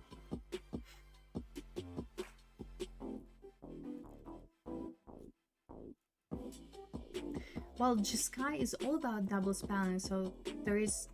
I don't think it is a thing like mid-range Jeskai. It is like a double spell. Flurry is the keyword for this mechanic, double spelling. But you know what? It doesn't matter. It is a 7 mana win a game. This is your win con. It's your, like, yeah, end the game. Win the game. Yeah, it is a Jeskai ultimatum.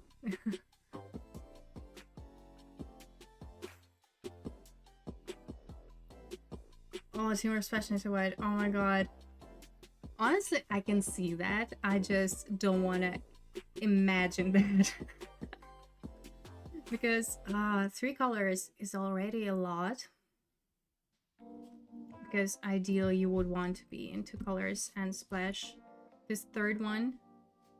And be in, like, splash in 2 colors or being in straight up 3 color deck.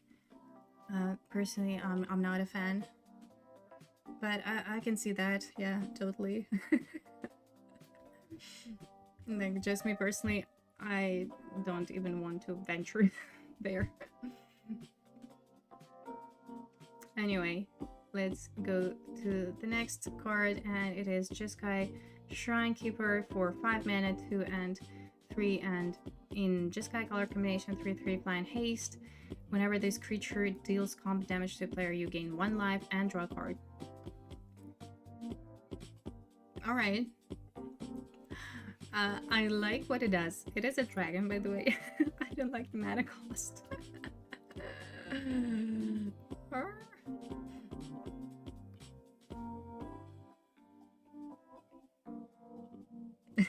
Start reading the really good rolling friendly. Yeah. This dragon though,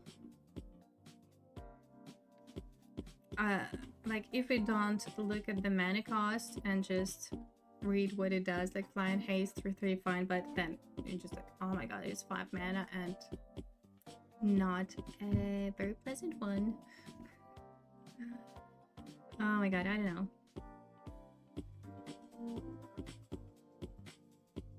Also, there are other dragons that are bigger than this one.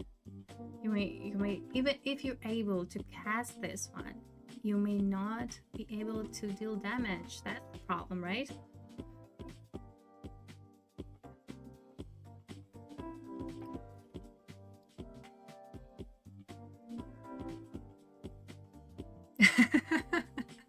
I love it. Comment. It's a beautiful dragon bird. I'm going to let it lose me games just so I can look at it in my hand. It is, honestly, yeah. Beauty appreciation moment. Alright, let's move on. Okay, this is a 2-brid. Another 2-brid spell, Monastery Messenger. 2/3 with Blind Vigilance. When this creature enters, put up to 1 target non-creature non-land card from your graveyard on top of your library. Okay, listen, this effect is much better than this Abzan 2-brid creature, right? Because this effect is actually quite relevant late game. So I don't mind casting it on my turn 5, let's say.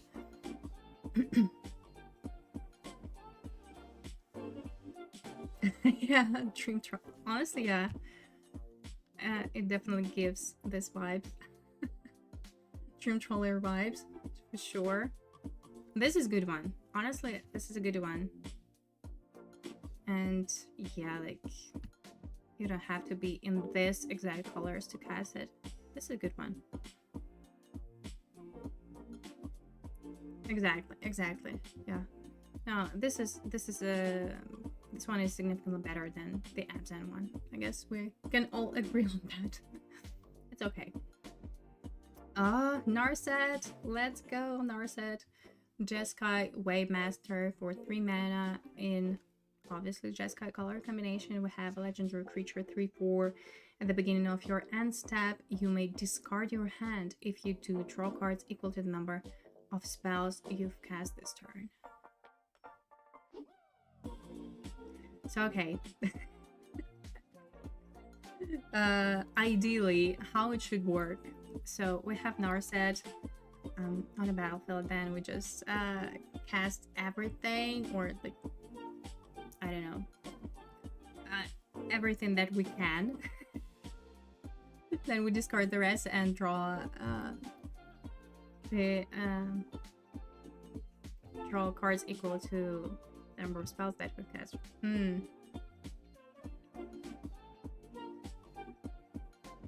It's constructed. Oh, it's okay, you know, we can have this constructed perspective as well. Why not?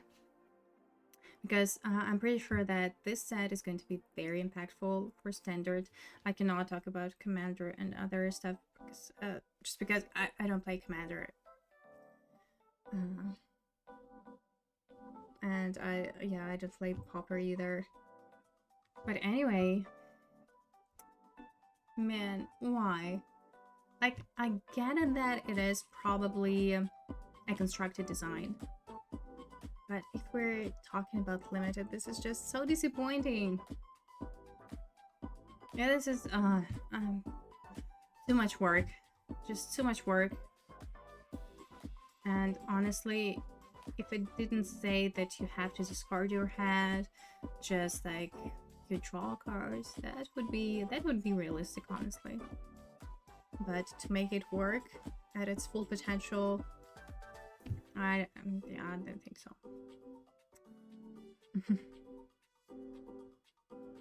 Oh, that's true. Just got Oculus. Yeah, this may be it.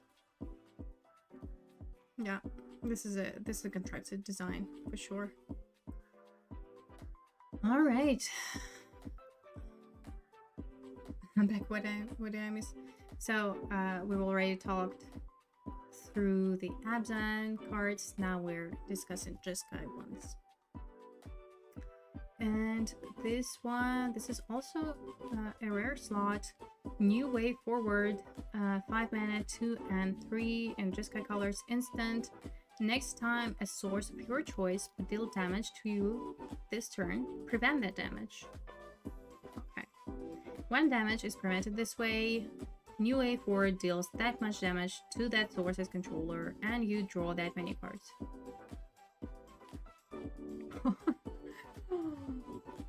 This is just such a situational card. I cannot. And again, I'm talking about limited, okay? You feel free to talk about it from a limited perspective, from constructed. I guess it's gonna be fun to see how these rare cards are going to fit in potential constructed format, or potentially in, I don't know, in a format of your choice.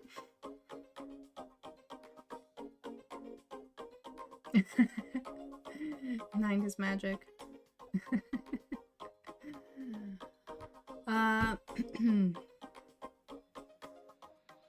No. Like, let's talk about limited. Probably not worth it. Just because, again, the mana cost is so difficult, and it is very situational, and that late in the game, you probably cannot allow just like sit on this 5 mana, wait for this to happen. I mean, I get it, like you can anticipate an attack from your opponent, then you cast this. Oh, it's just the mana cost is killing me. Killing it. Not only me. Oh, Dephora, hello. Thank you so much for your raid. Hello, raiders. Hello and welcome. Oh my god, thank you so much. Appreciate your support. Thank you.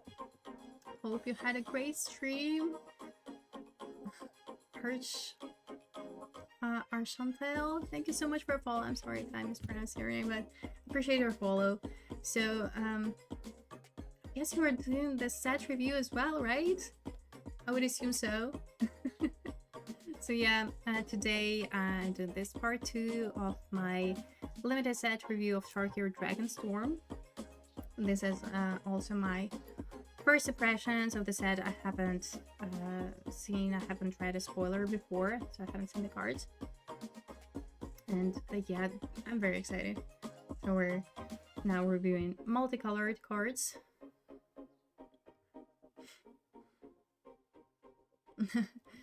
Oh, that's great. Yeah, thank you so much. Thank you, appreciate it a lot. How did you like the set? Are you excited about limited? Because I am. I think it's gonna be very synergetic, and I'm really hopeful that it's gonna be a grind fest.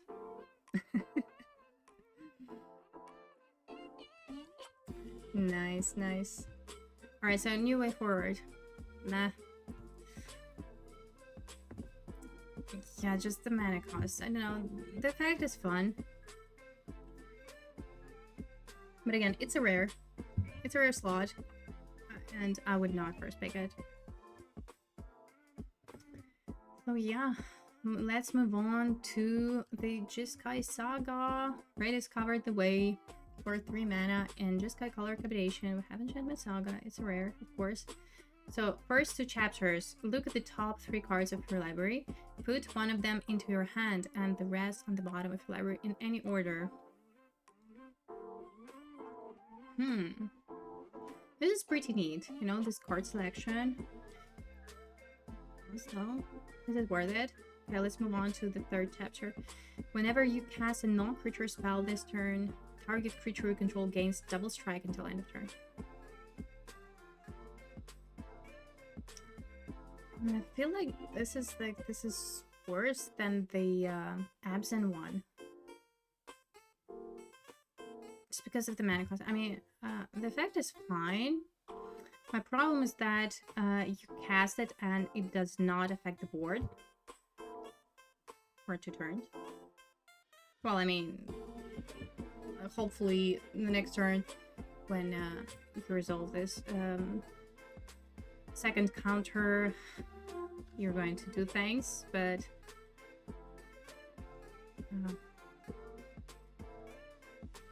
okay, but also because of the mana cost, let's assume that it is your mid to late game plan, right? I guess it's fine, but again, the question that I ask myself when it comes to rating rares is, would I first pick it? Would you first pick it? I probably would not. Like, I would be too scared to go there. But absent one, however, I would. Because already you cast it and you're creating the board presence, and with this one, you don't. But it is a good value generation. 31 is quite underwhelming. I'm planning on getting past this and taking third. I guess so. Alright, let's move on to Riverwheel Sweep. It is a 2-Brit and Jeskai colors. Have we seen another 2-Brit in Jeskai? Sorry, yeah, this creature. Okay, so another so-called 2-Brit. Sorcery, tap target creature, put 3 sound counters on it, exile the top 2 cards of your library, choose one of them. Until the end of your next turn, you may play that card. Oh my god, it is a sorcery! Why it is a sorcery for that monstrous mana cost?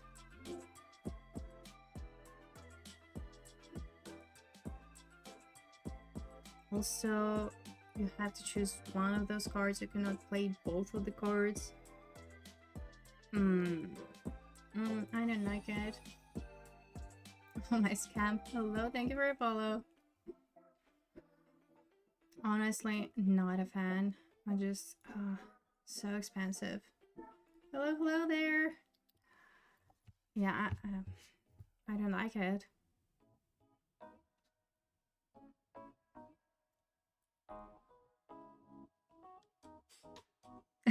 It would have been broken if it wasn't instant.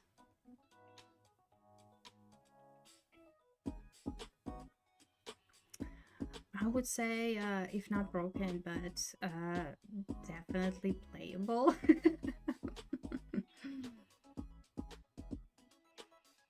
Probably okay for that aggro plan, remove their blocker.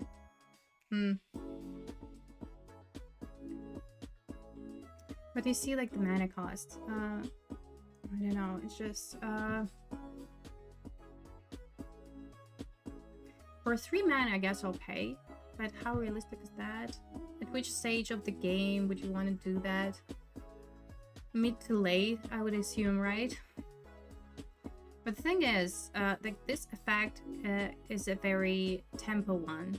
So it fits the tempo strategy.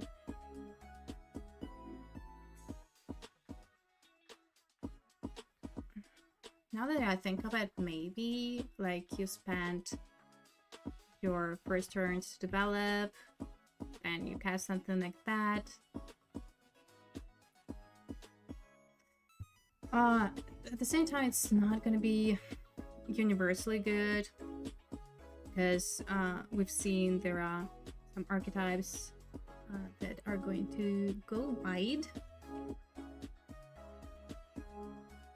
And Abzan, like, in particular. Mardu probably not so, because Mardu, I guess, is an aggro archetype in this set. Mardu and Boris with this go wide strategy, right? So, assuming they have to attack because of the mobilize, they have to trigger that. But Abzan, like, Abzan, they just put in counters, they attack, they block, they can do all sorts of things, and I don't know. Yeah, this is just, it's just, yeah, I'm not a fan of this card. I guess it's playable if you're in these colors, but I wouldn't say that it's that good. I may be wrong, but it's just my first impressions. it will be undervalued. Oh, yeah, I'm pretty sure that if you want to, you can pick it up pretty late. Yeah, that's certain. All right. This is like the feature of this layout. Shiko, Paragon of the Way. Jeskai Mythic Dragon for 5 mana, 2 and 3.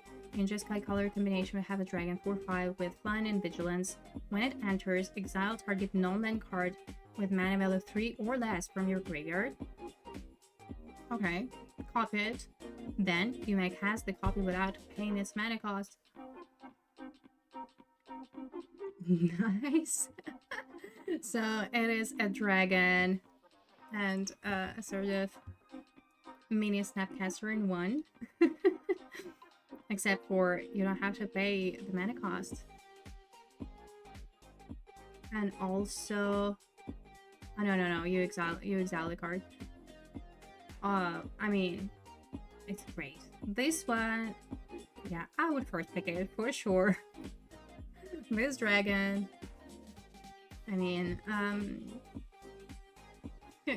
this card, this type of a card, it is worth a splash. Yeah, this is just I don't know if there is anything else to say. It's good, very good. That is another saga. Now in Multicolored, Awaken the Honored Dead. So there's 3 mana in Multicolored combination. First chapter is to destroy target non-land permanent. Okay, work. This is already great. But okay, let's not get ahead of ourselves. The second one is mill 3 cards. And the last chapter is you may discard a card. When you do, return target creature or land card from your graveyard to your hand. Nice. Yeah, this is good. This is good. Like, I get the mana cost. So for like strictly a removal spell, it is not optimal, but at the same time it does a lot of things that you want to do in Sultai archetype, self-mill, and then again you may discard something with value, something with renew or harmonize, and return what you need back to your hand. No, all in all, very good for sure.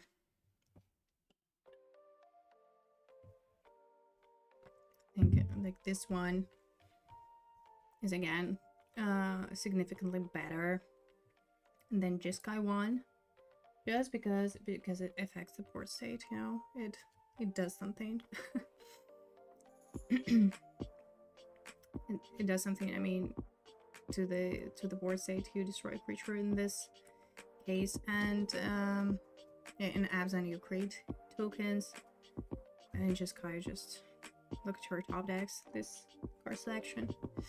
So yeah, Sultai Saga is a good one. Alright, moving on to, what are we gonna call this cycle? Ultimatum? Sultai Ultimatum? Death begets life? Am I pronounced right? I hope I do. Oh, I'm sorry. Where's my cat, I think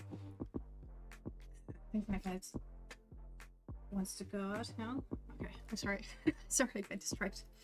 Alright, so what do we have for 8 mana, 5 and 3 in Sultai? Color combination has sorcery. Destroy all creatures and enchantments. Draw a card for each permanent destroyed.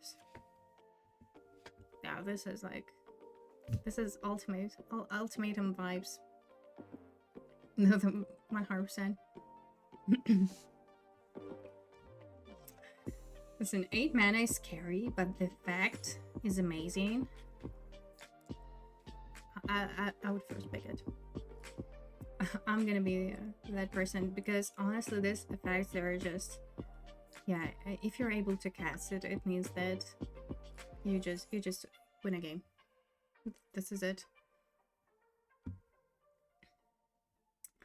Next up, Fangkeeper's Familiar for 4 mana, 1 and 3 and Sultai color combination. We have a creature 3/3. It's a rare. It has flash, and when this creature enters, you choose one. You either gain 3 life and surveil 3, or destroy target enchantment, or counter target creature spell. Oh, I like it. I like it. I like all the modals, all the model options. Yeah. And also, like the mana cost, it doesn't bother me because of this ETB effects. Like, it's not your 4-drop, realistically. I mean, you can cast it. You can cast it on your turn for the first option, right? Yeah, all these modes, they are... they do not contradict each other, so you want all of these modes in different stages of the game. However, like, these stages of the game are going to be made too late once. No, it's okay. Where's your first picket though? What's your first picket?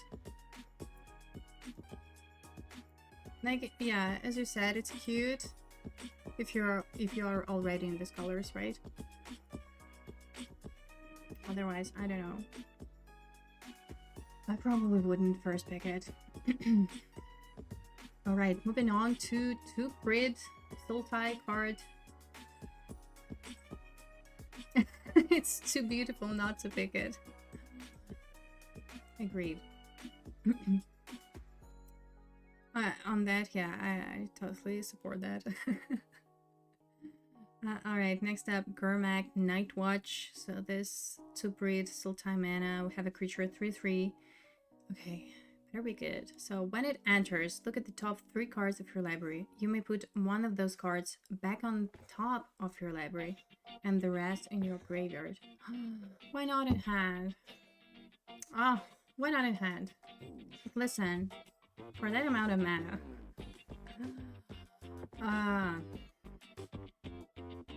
If only you could put that card in your hand and the rest in your graveyard. That would be just, you know, chef's kiss. Yeah, there is always something. Not only the mana cost is difficult. For me, no, not good enough. Not worth it, probably, but yeah, more like a filler, 100%. Oh, here we go. TARKIR Goldkeeper. For 4 mana, 1 and 3 colors in color combination, have a dragon for 3. Whenever 1 or more cards leave your graveyard during your turn, create a treasure token. And it has renew ability for 5. Exile this card from the graveyard, put 2 +1/+1 counters and a flying counter on target creature. Honestly, this is amazing. This could easily be a rare, in my opinion. Like, the fact that it is in a common is just, oh my god, this is good.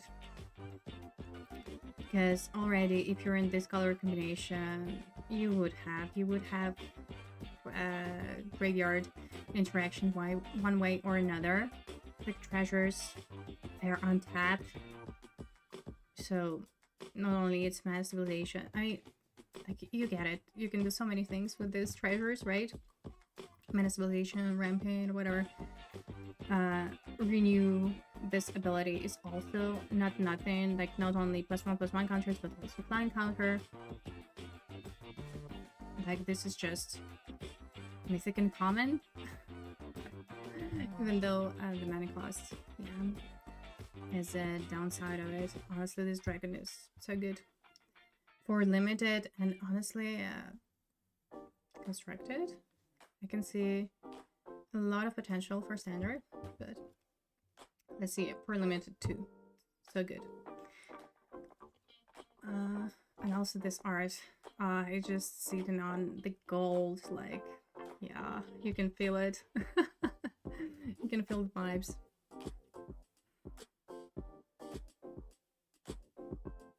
The only bad thing about the goalkeeper that it'll get picked early. Well, You just have to snatch it first. Alright, next up is Cottis, the Bank Keeper. It is a rare for 4 mana, 1 and 3 in multicolors, 2/1, indestructible. Whenever Cottis deals comp damage to a player, exile the top X cards of their library, where X is the amount of damage dealt. You may cast any number of spells with mana value X or less from among them without paying their mana costs.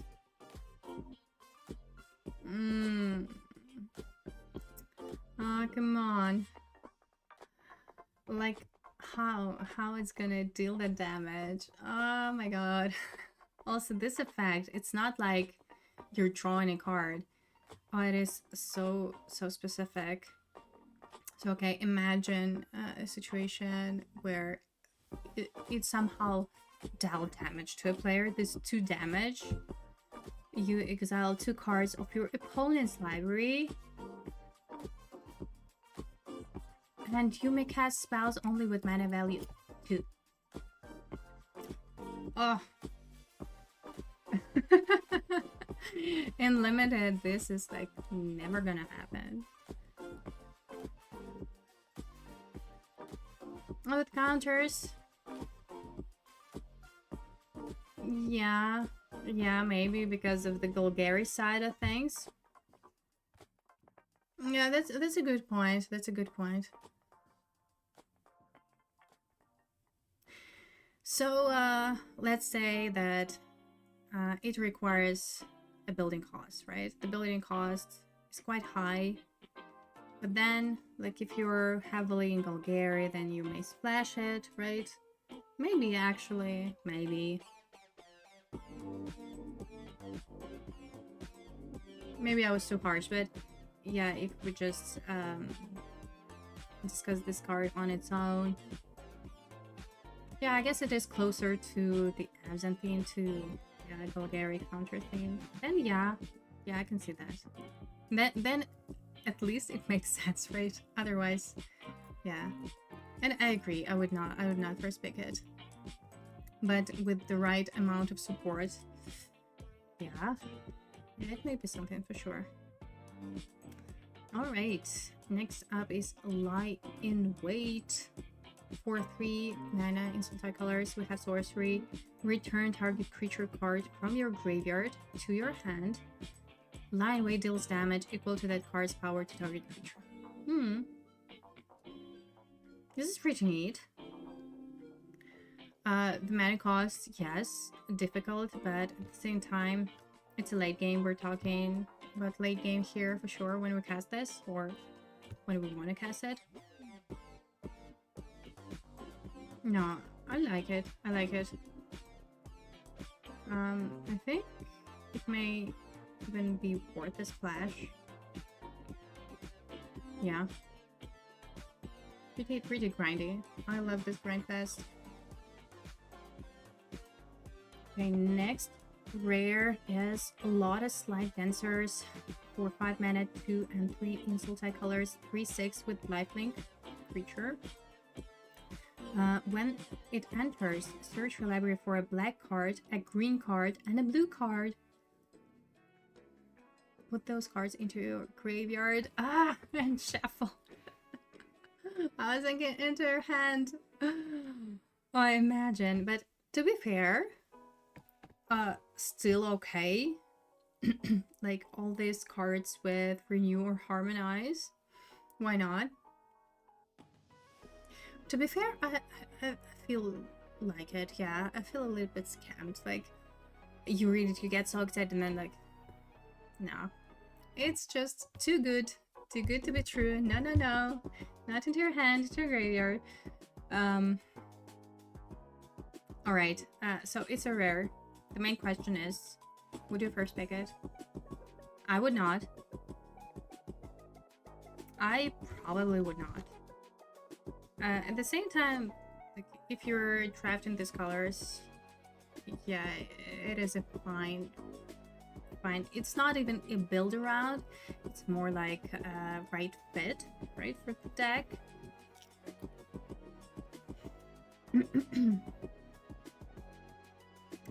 Okay, Rikshasa's Bargain. It's a 2-grid instant spell in Multicolors. Look at the top 4 cards of your library. Put 2 of them into your hand and the rest into your graveyard. Okay. Okay, it's like, now you're talking. Now you're talking.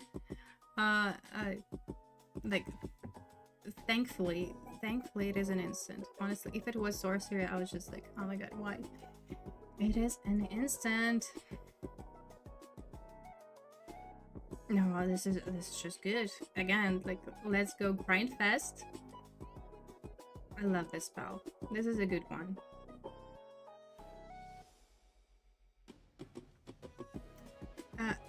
Yeah, that's a good point. Yeah, in those colors, it's just about draw 3. Yeah, honestly, among all of the 2-grid spells that we've seen so far, this is the best. It's just great, honestly, and this 2-grid mana situation makes even more sense. Nice. Yeah, this is good.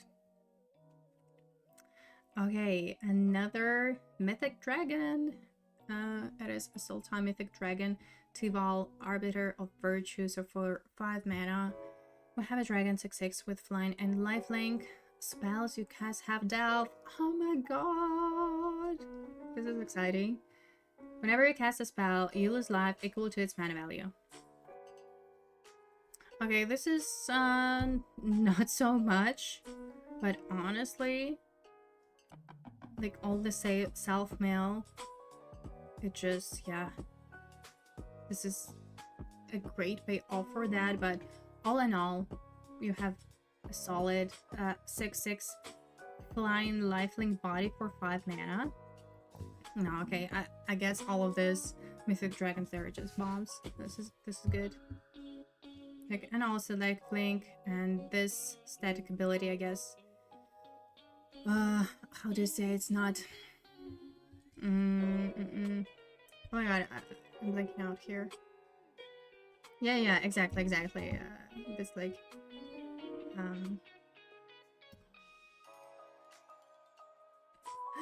like, you don't care about this too much because it has lifelink. Yeah, it is.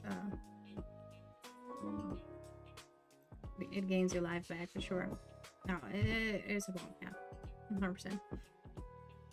Drawback. Oh, the word I was looking for, drawback. So this drawback, yeah, does not matter that much.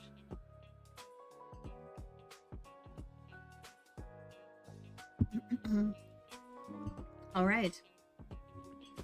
Moving on to Mardu. All Out Assault. So for 5 colors, 2 and 3 in Mardu color combination, we have enchantment. Creatures you control get +1/+1 and have Death Touch. When this enchantment enters, if it's your main phase, there is an additional combat phase after this phase, followed by an additional main phase. Oh my god, what? When you next attack this turn and tap each creature control. Oh my god.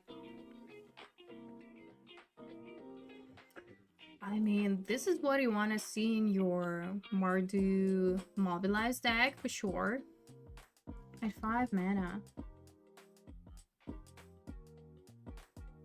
Like, probably my main problem with that is not that it costs 5 mana, which is a lot, and not even like the mana cost itself, that it is a 3-colored card. The fact that on its own it does nothing, right? But honestly, like, by the time you're able to cast this, hopefully on your return 5, you have to have a significant board state. Hopefully. Oh my god. Let me just read again. When this enters, like, you cast in your main phase, there is an additional combat phase, followed by an additional main phase, so you have like three main phases? What? Like, why?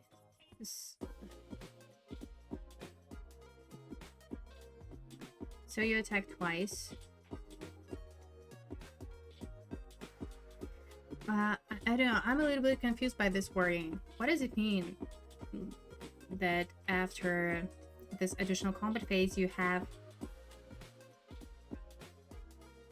main phase. Why would you need this additional main phase? I don't quite get it, to be honest. But yeah, like it can be a serious top end slash finisher for your mobilized token stack. Go white stretch cheese 100%.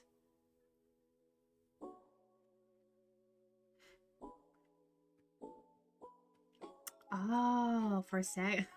Oh. Oh my god. Okay, got it.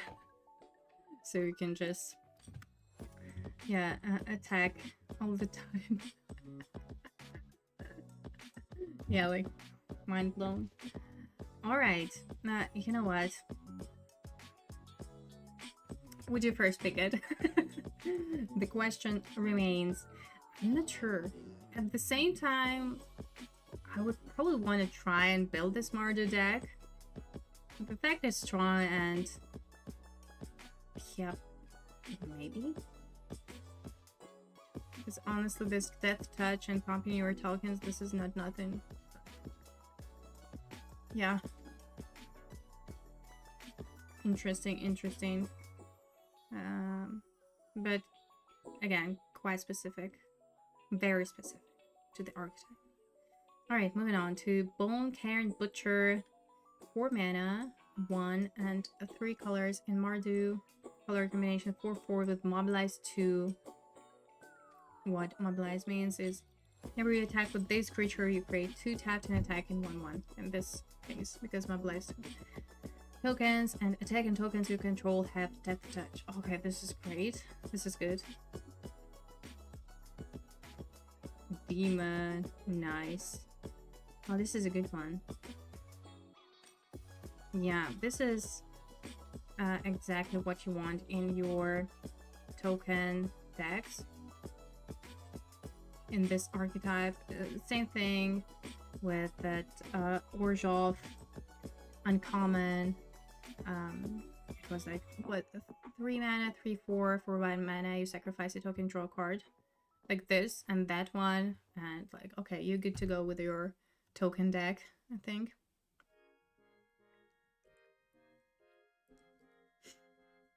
If Mardu is overdrafted, then I'll pass. Yeah, we'll have to see about that, you know? Yeah, 100%. There are just so many things, so many nuances. Yeah. You have to play to like really figure it out. But overall, this is very good. Okay, another 2-Brit card in Mardu colors, Defibrillating Current. It is a sorcery. It deals 4 damage to target creature or planeswalker and you gain 2 life. Yeah, this is okay. This is fine. I'm fine with that mana for this effect because it's not the base of your deck, so it does not affect your mana curve. That's my point, you know. And yeah, it's okay. Another rare in Mardu colors, Inevitable Defeat. For 4 mana, 1 and 3 in Mardu color combination, we have instant. This spell can be countered. Exile target non-land permanent. Its controller loses 3 life and you get 3 life.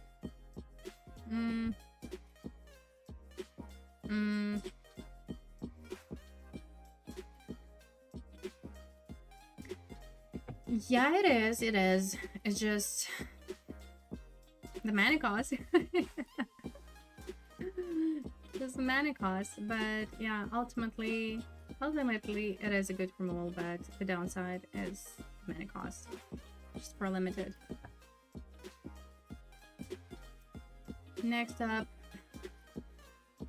oh my god, why are they writing? They're writing birds. Why?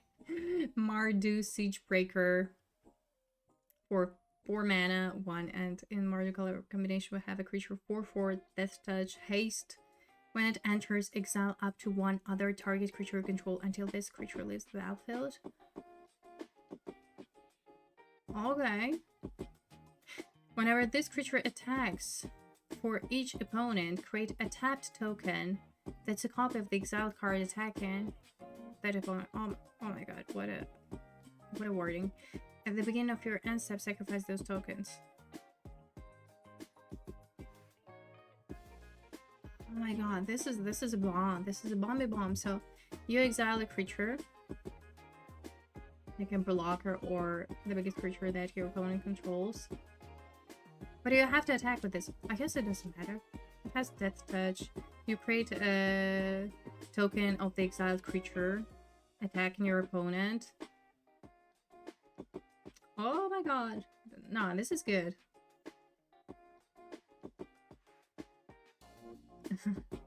Fishing for chicken. Thank you so much for your follow. Shout out to you.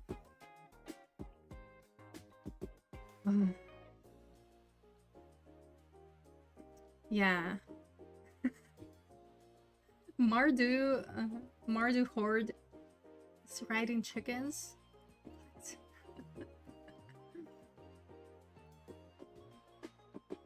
That's true, but assuming that Mardu is supposed to be an aggro deck, this is like perfect fit. So all of the things considered, it is very aggressive. Oh my god, my kid.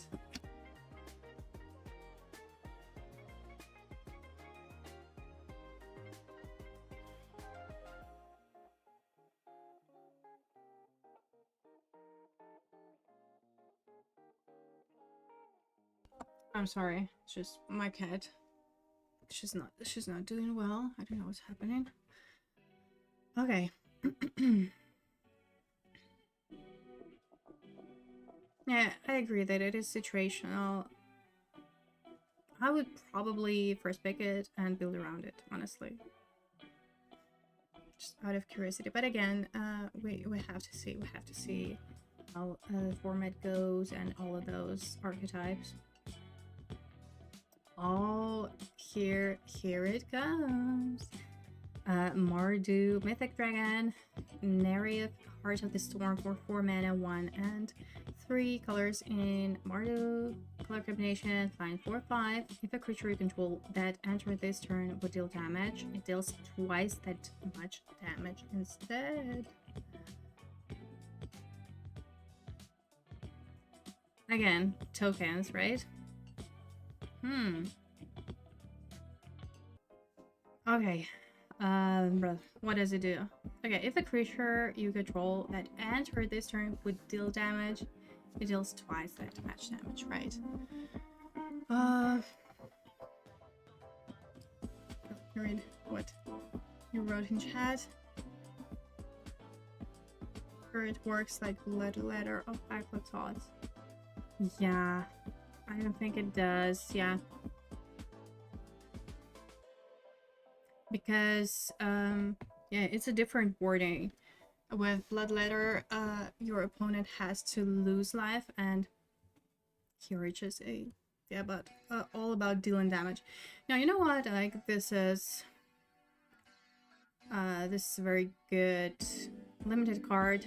I'm not sure that it's construct material, but for limited, like 100%, especially in these colors with all this mobilize and whatnot. Pretty aggressive. Yeah. But to be fair, I feel like this one is slightly worse than the previous ones we've seen in this Mythic Dragon cycle. Anyway, let's move on to another 2-brid card, Reigning Victor. It is a creature 3/3 with Mobilize 1. And when this creature enters, target creature gets +1/+0 and gains indestructible until end of turn. I think we've seen like similar creatures in previous sets. So assuming... Oh my god, like assuming it's a 5 mana creature or something. But again, the stats are... it's just... yeah... I feel like it's not good enough. It just, yeah, it feels a little bit underwhelming because the mana cost as It's either difficult or too expensive. 433 mobilize 1. Yeah, like maybe it will provide you with a good attack, but yeah, all in all, it is very underwhelming. Okay, next up is Sonic Striker for 5 mana. We have a dragon, 2 and 3 in Multicolored, 4/4 flying. When it enters, it deals 2 damage to any target and you gain 2 life. If a player is dealt damage this way, they discard a card. To any target. Ooh, honestly, I love when it says deal damage to any target. Yeah, it's good. This one, yeah. So 5 mana, I want to come back to this one. Yeah, it's a 4 mana, but honestly, this just feels better than that mythic one. I don't know. Dragon Helix. Oh, yeah. True. Nice. And finally, we have Mardu Saga, Thunder of Unity. So first chapter, you draw 2 cards and you lose 2 life. Second and third chapters are whenever a creature you control enters this turn, each opponent loses 1 life and you gain 1 life. Why? Okay, like I get this mobilize synergy and go wide strategy as well. But I don't like it. Also, these effects that are usually present in every set, something like sorcery for 3 mana, 2 and 1 black, you draw 2 cards, you lose 2 life, or something along these lines. They are playable, but also depends on the set. Because recently the sets have been very fast. Aether Drift, I would say, is an exception, and you end up just not playing this kind of spells at all. Like, would you pick this card as your first pick? I would not. 100% I would not. Because again, you cast this, it does not affect the board.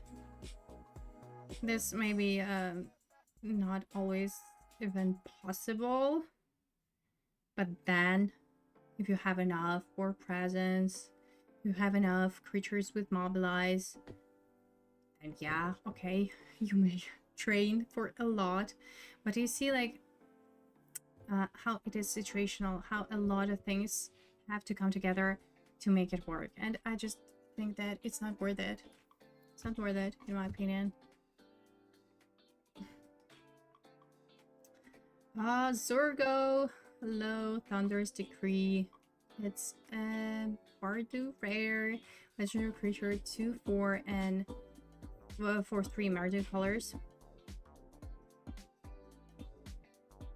Right. So it has mobilize 2, and during your end step, where tokens you control have this token can be sacrificed. Okay. Listen, yeah, this makes sense. So, Zurgo all of a sudden makes your tokens stay, and instead of this sacrifice archetype, it becomes go white very nicely. Yeah, I like it. What's your first pick? It. Yeah, I know that there are a lot of things that are going to depend on that decision, but right now I would probably first pick it and then just build around it. This effect, like, this is pretty strong.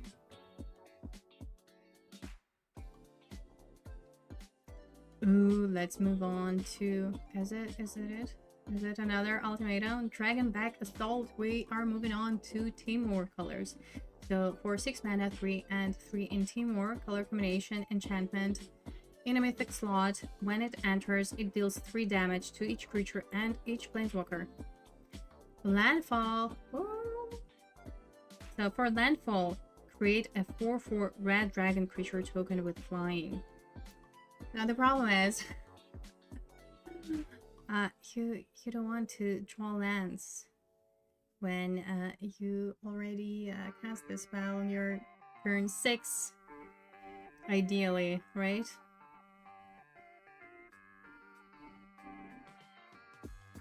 I feel like dragons first pick this.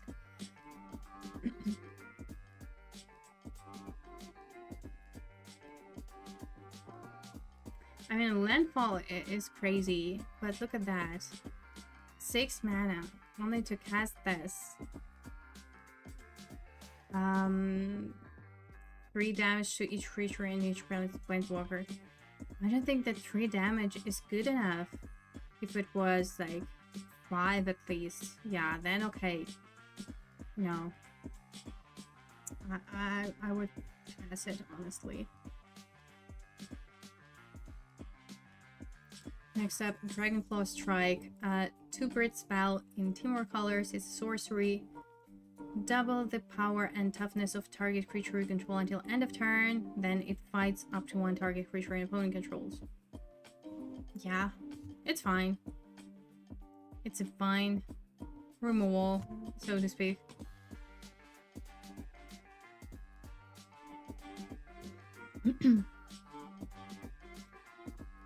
Yeah, in limited, that's true. Like, this kind of late landfall effects. Yeah, that I agree. It is very strong. But the static, like this effect on its own, is not strong enough for 6 mana. That's like my main issue with this card, you know. No, it's just too expensive, and yeah, I may be wrong though, but I don't think it's worth it. Next up, TARKIR Dragonclaw for 4 mana, 1 and 3 in Timor colors. We have a creature 4/4 with Vigilance, Trample, and Ward 1. At the beginning of combat on your turn, if you've cast both a creature spell and a non-creature spell this turn, draw a card and put 2+1/+1 counters on TARKIR Dragonclaw.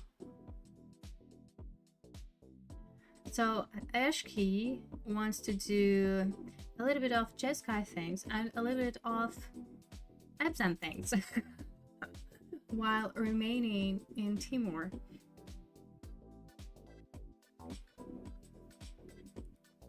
Oh, this is just so many conditions, right? A creature and a non-creature on the same turn. Then you'll draw a card and put 2 counters on TARKIR. I mean, this is probably not very realistic, but at the same time, it's a 4/4/4/4, even though the mana cost is difficult. Vigilance, Trample, Ward 1. So I would not first pick it. But then, if you're in these colors, it is reasonable. Although I would not count on that ability to trigger very often or never. I may be too skeptical about it though.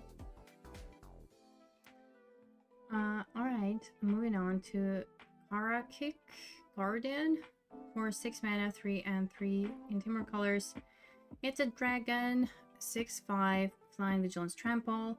This creature has hexproof if it hasn't dealt damage yet. Okay, this is interesting, but honestly, like flying, Vigilance, Trample. This is good. Okay, this is good. Mammoth Below for 5 mana, 2 and 3 in Timor colors. We have Sorcerer, create a 5/5 green elephant creature token, and it has permanence. Okay, this is good. This is just amazing.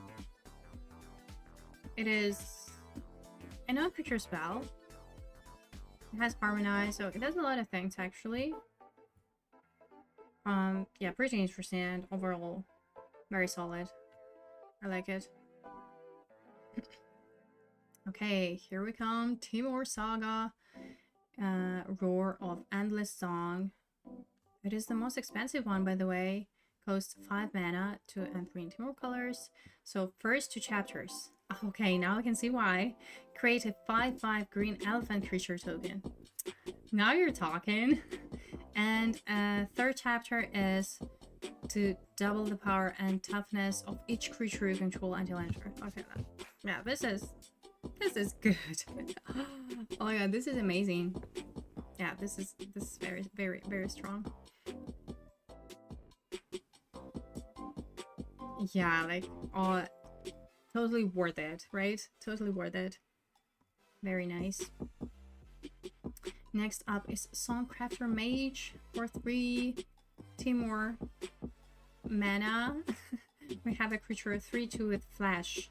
When it enters, target instant or sorcery card in your graveyard gains Harmonize until end of turn. Its Harmonize cost is equal to its mana cost.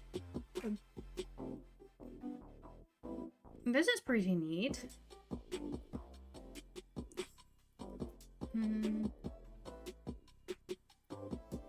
Sorry if this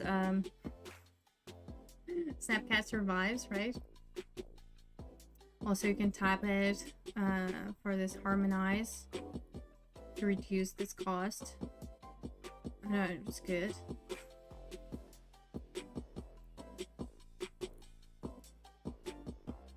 Okay, this one I would first pick it. It's a rare. I would first pick it.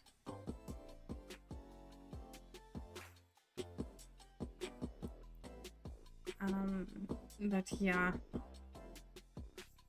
Is it universally good though? I mean, all these 3 colored cards, they of course they designed the way to synergize with the archetype and all of that. But all in all, like, yeah, it's just good. I'm just thinking on which stage of the game I would like to cast it, and probably it's also like late game, which also justifies the mana cost better and everything like that. It's good.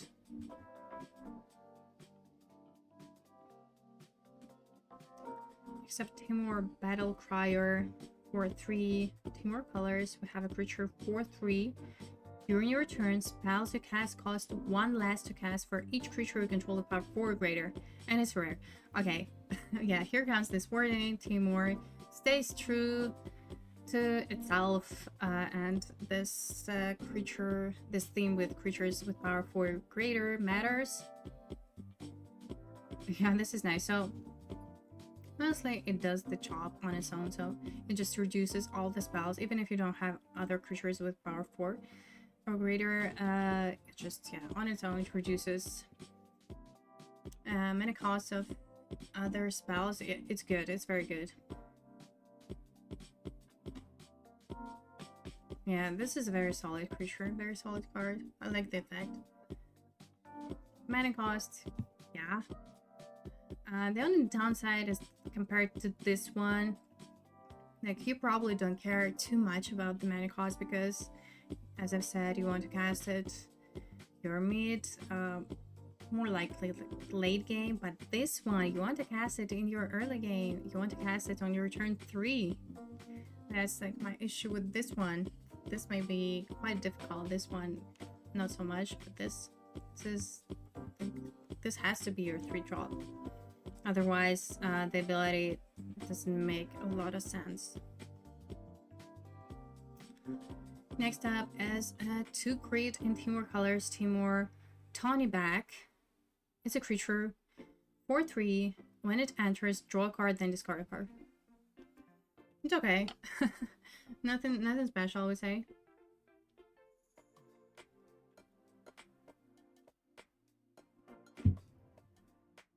But also, with this creature, I don't mind this mana cost. Like, this can actually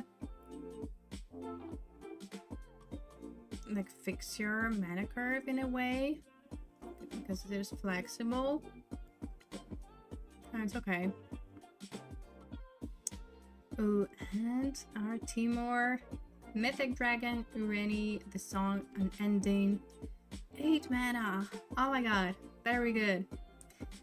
10/10, flying, protection from white and from black. When it enters, it deals 6 damage divided as you choose among any number of target creatures and or planeswalkers your opponents control. where X is the number of planets you control. Oh my god. Okay, so when you cast it, like, you just sweep your opponent's board and win the game. Oh, wow. Yeah, it's a bomb. It's a bomb. What can you say? Hopefully you'll be able to cast it earlier than... like, 8 mana is a lot. For limited, it's a lot. It's difficult. But honestly, this is good.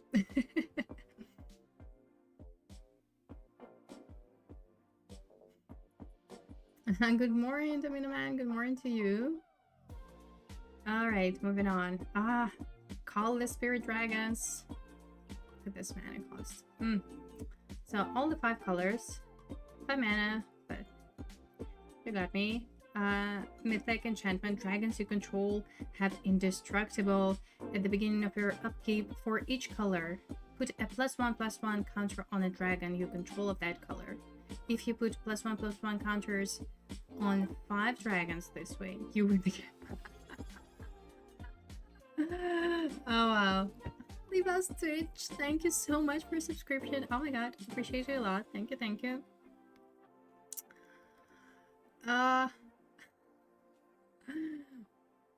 What can I say? Personally, I would never first pick it, but if you're brave enough... Are you brave enough to first pick it? Thank you again. Yeah, imagine, like, just the planets parade. All the planets have aligned. You are able to cast this enchantment, and then you have 5 dragons, all 5 different colors, and you just win the game. This is just like, whoa.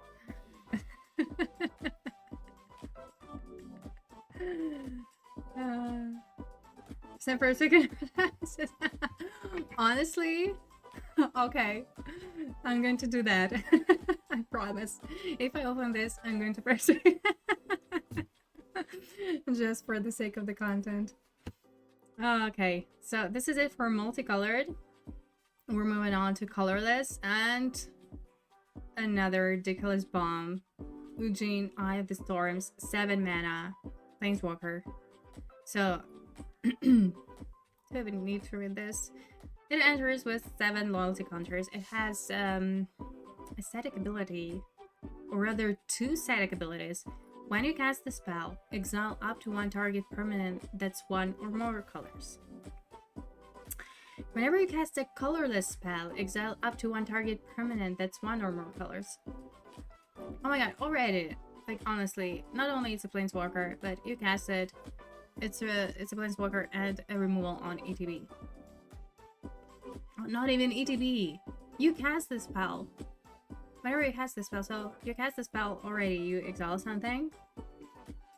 Oh, this is disgusting. This is absolutely ridiculous. So, for +2, you gain 3 life and draw a card. For 0, add 3 colorless mana and -11. Search your library for any number of colorless non-land cards, exile them, then shuffle. Until end of turn, you may cast those cards without paying their mana costs.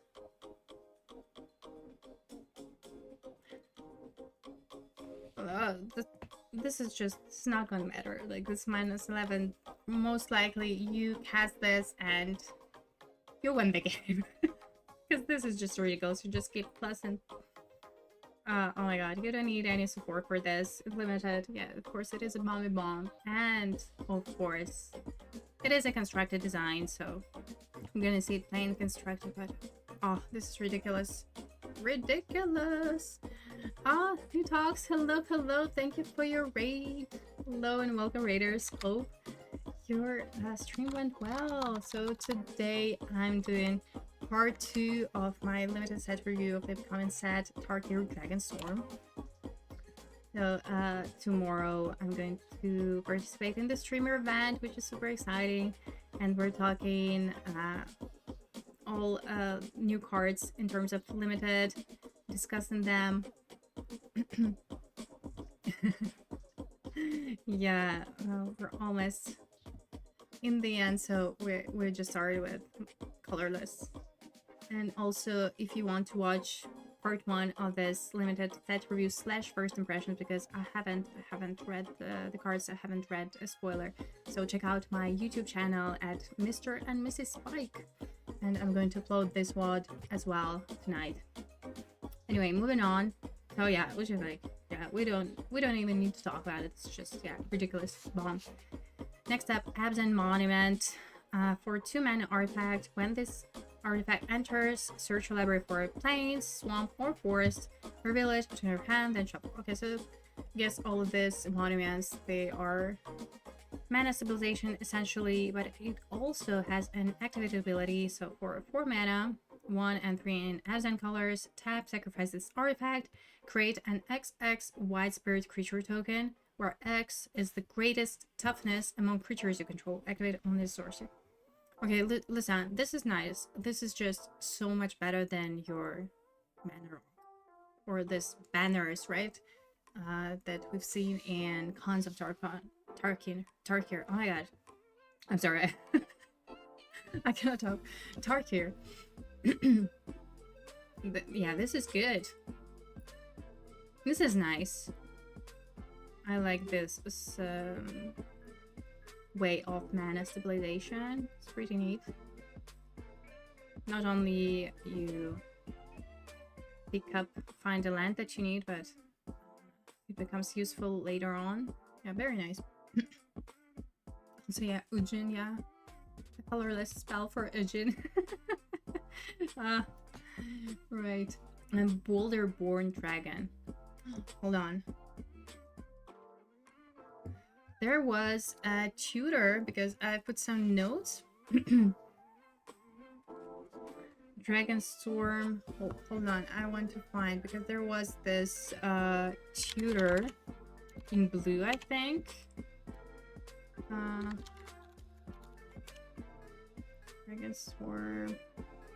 Dragonstorm Forecaster.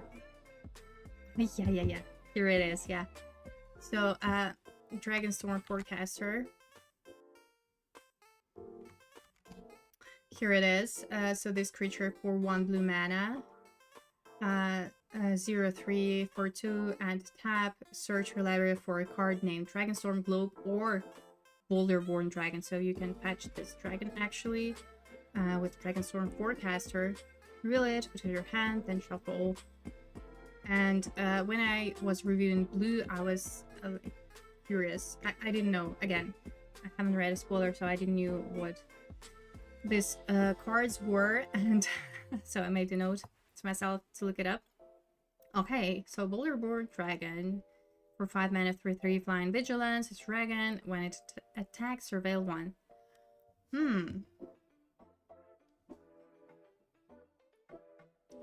So this was important on how do we rate this creature, actual Dragonstorm Forecaster. But I guess, you know, for 1 mana, 0/3, like in a defensive deck, it's okay. And then I guess it's also fine to have like this card. It's not the best card, but if you do have Forecaster, I guess it's okay to pick it up, so you don't lose the value. But on its own, yeah. No, probably not. Oh my god, okay. Rare. Dragonfire Blade. For 1 mana, we have artifact equipment. Equipped creature gets +2/+2 and has hexproof from Multicolored.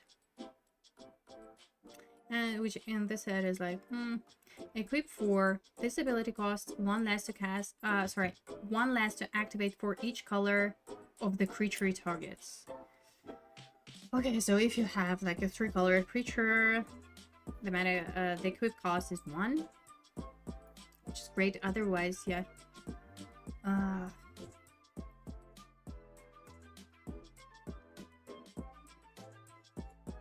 Hexproof from Multicolored. I guess it's okay, but The equip itself is cheap, but the equip cost is not. I don't want to have a lot of multicolored creatures in my deck, honestly.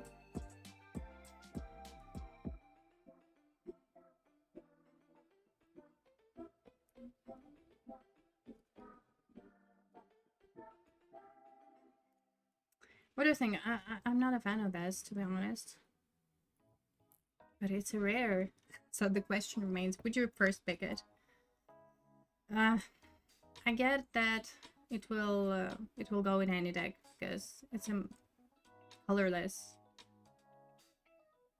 spell.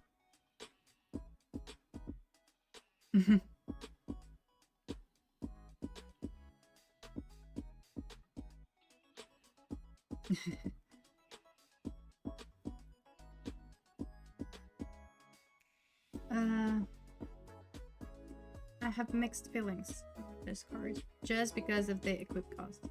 Otherwise, it's okay, but it's like it's okay, but it's not great. Not great, not terrible, right? If there is nothing better than this one, then yeah, but otherwise, I probably first pick it, even though it's colorless. I don't know, I may be wrong. It's just I may be wrong. It doesn't give any sort of evasion. At the same time, like +2/+2 is not nothing. I don't know. I'm on a fence about this card, to be fair. I'm on a fence. Okay. Next up, Dragonstorm Globe. For 3 mana, we have Artifact. Each dragon you control enters with an additional +1/+1 counter on it. Add 1 mana of any color.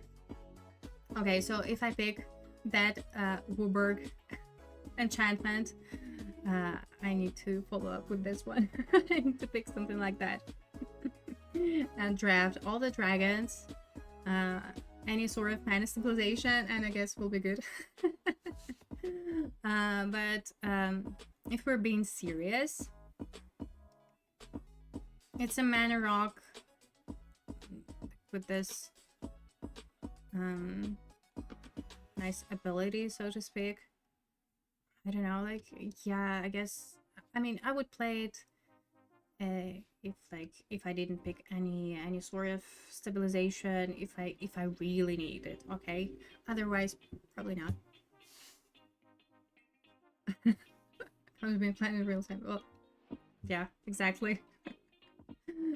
I need to be prepared, okay? Next up, Embermouth Sentinel. For 2 mana, we have Artifact Creature 2/1. When it enters, you may search your library for a basic land card, reveal it, then shuffle and put that card on top. Okay, so this is like Campus Guide. If you control a dragon, put the card. Okay. This is better. This is a little bit better because if you control a dragon, put this card onto the battlefield, tap it. Oh my. Okay. Yeah, this is neat. So this, I would assume you want to splash something. So this is nice to drop, and also, yeah, control dragon, which means mid to late game, we'll be able to ramp even. Alright, next up, Jade Cast Sentinel for 4 mana, 1/5, Ape Snake. Wow. This is the first. I haven't seen an Ape Snake before. It has reach, and for 2 mana and tap, put target card from a graveyard on the bottom of its owner's library. Okay, so this may be like a sideboard card or a filler card for very grinded decks, so you just don't mill yourself out. Snape. Hold on. Snape.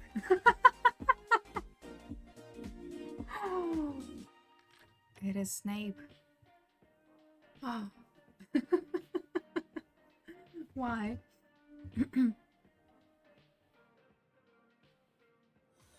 Evil Unicorn Nymph. Hello, thank you so much for your follow. So yeah, like you don't need this card, of course, unless you're afraid that you're going to mill yourself out. Next up, Sky Monument. The same thing. Same cycle, I mean, for 2 mana, we're looking for basic island, mountain, or plains. And what does it do for 4 mana and choose colors? You sacrifice it and you create 2/1/1 white bird creature tokens with flying. Okay, so I think like these monuments, they are going to be picked quite highly. These are good.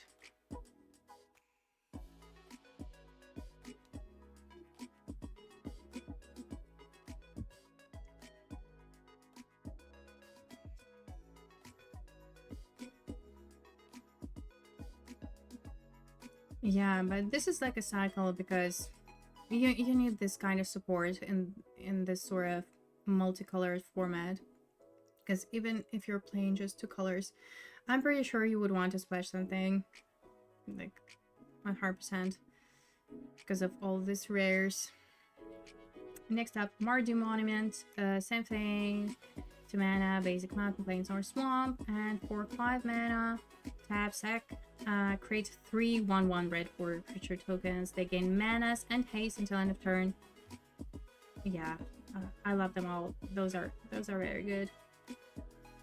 Mox Jasper. It's a mythic for 0 mana, legendary artifact. Tap, add 1 mana of any color. Activate only if you control a dragon.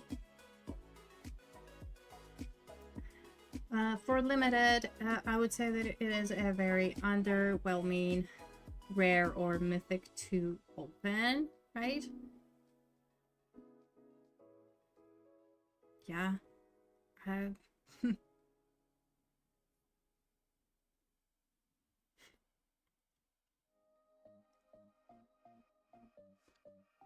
Yeah, I agree. You know, this mana stabilization and whatnot, it may be very clunky. This is a very elegant way to stabilize and then utilize this artifact, so it's not like, oh, let me just find the land that I need for 2 mana. No, it actually is useful later on.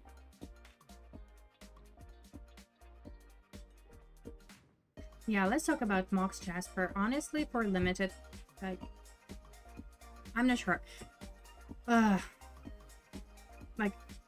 it is a mythic, so you are not going to get passed on that often. You're not going to see it that often. Same time, you don't want to first pick it, right? Like, it's gonna work because there are a lot of dragons in the set. I don't know. Yeah, underwhelming. Looks like a constructed card, but at the same time, like, control dragon. What does it mean? What does it imply? Are we going to have dragon typal deck in standard or what? Oh, hello, Roberto. Hello. Thank you so much. Thank you for stopping by. I appreciate it.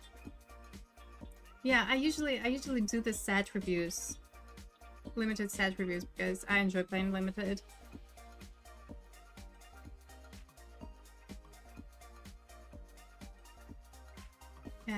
Within the set of dragons, would you first pick it? Imagine, pick one. Would you first pick it? Like, it feels like, I don't know, a little bit bummer for that slot. I don't know.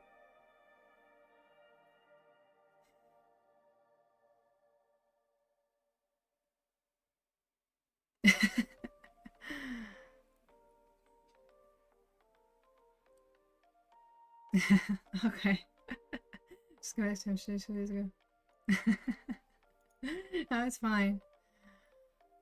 I agree. I would probably not pack 1 pick 1, but pack 3 pick 1.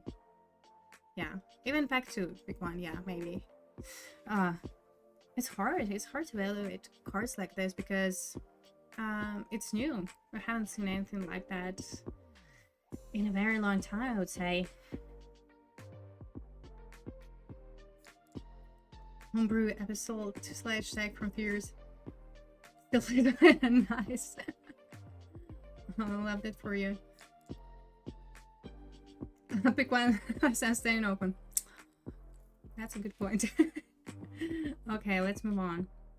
Sultai Monument, same thing, basic swamp, forest, or island, and for 5 mana tap sack, we create 2/2 black zombie creature tokens. Yeah, honestly, these are so good. Very good. Timor Monument, same thing, forest, island, or mountain, and for 6 mana, we create a 5/5 elephant creature token. Okay, a little bit expensive, but I mean, still worth it. Still good. Next up, Watcher of the Wayside for 3 mana. We have Golem 3/2. When it enters, target player mills 2 cards, you gain 2 life. This is a filler if you really need that self-mill action, but to be honest, I think we have enough of it. If you are in this Sultai colors, you have enough of self-mill as is. This is just a filler. Tribal, the saddest elephants. Yeah. Alright, so this is it. With Coloreless, let's move on to lands. What do we have? Let's just check them out. Okay, dual lands, you gain 1 life, so... Oh, hold on, it's a reprint. Those are reprints. Okay. Okay, this one. It is rare. This is more exciting. So yeah, like speaking in terms of limited, this is going to be a good question on how highly you should pick these lands. How should you prioritize them? Because like in previous multicolored sets, like Dominaria, it was important to pick lands quite early. If you're in this multicolored grindy archetype. So we shall see about that in this set. Next, okay, let's talk about this land. This is new. Quarry Mountain Monastery. So it enters tapped unless you control plains or an island. So it is a red source of mana, and it has an activity ability. For 4 mana and tap, exile the top card of your library until the end of your next turn. You may play this card. Okay, this is amazing. This is good. But again, like from the limited perspective, you open this card and it's like, oh my god, this is my rare.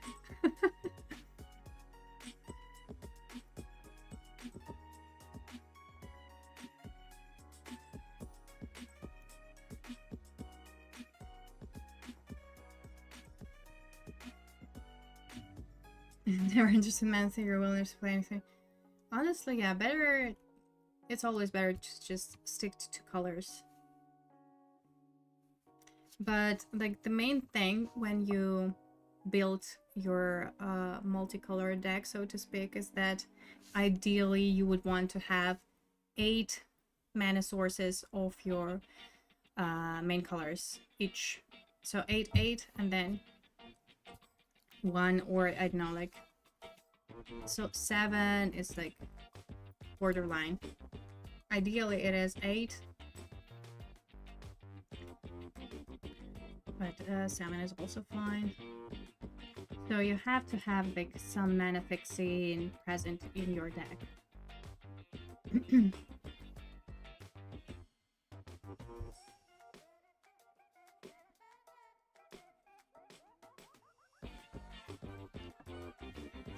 Count the colors required, then split the ratio of 2024 against the actual minus and we'll count.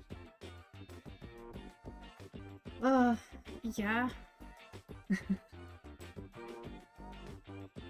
Yeah, you can totally do that, like just count the color symbols, yeah.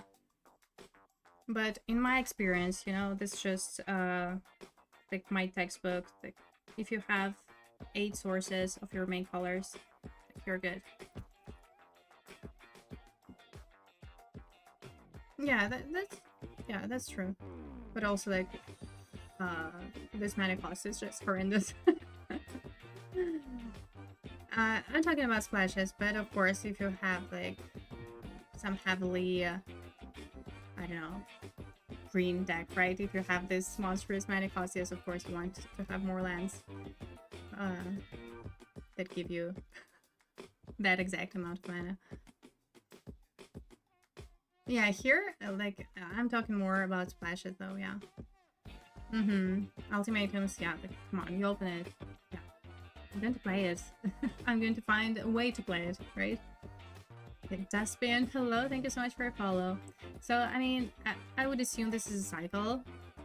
Of course, yeah, it's good. It's a bummer to, like, open this card. It's a rare, but it's fine. I mean, those are, I guess, constructed lands mostly, but even in limited. Limited is good because of this ability. And just again, how do we prioritize those? You probably don't want to first pick it. Anyway, next up, yeah, it is the cycle, okay. So, Dalcon Encampment, I'm just going to read what it does. The activation cost is 3 mana and tap. Whenever you attack this turn, create 2 1/1 red warrior creature tokens that are tapped and attack and sacrifice. Okay, nice. So those are like, these abilities are very nice and limited. Very nice mana sinkers. Yeah, very good. Okay, some more dual lands. Tap dual lands. Evolving Wilds, of course. We cannot do without Evolving Wilds in this multicolored set. Oh, and we have Earth Triumphs, which of course makes sense. Okay. Tap land gives 3 colors. I guess if we have a splash, we have to prioritize those rather than the dual lands. But yeah, it depends. Okay, create a Russian city. So for 2 mana, tap exile a creature card from your graveyard. Create a 1/1 spirit token. Nice, and I like that. This cost is actually quite cheap. These aren't out till mid-April. No. Yeah, on paper, the pre-release is next week, next Friday, and on Magic Arena, the set comes out on April the 8th, if I'm not mistaken. Let me just check the calendar. Hold on. I think it is April the 8th. So all the early access streamer events, so tomorrow, I'm going to participate in the streamer event on Magic Arena, which for me, because of the time zones, it's going to continue on Thursday. And then on Thursday, there's also going to be early access event on Magic Online. So, and on Friday, of course, is a pre-release for everyone. Jungle Hollow. Okay. So this Kishla Village for 4 mana, taps Reveal 2. No, they're all good. They're all very good.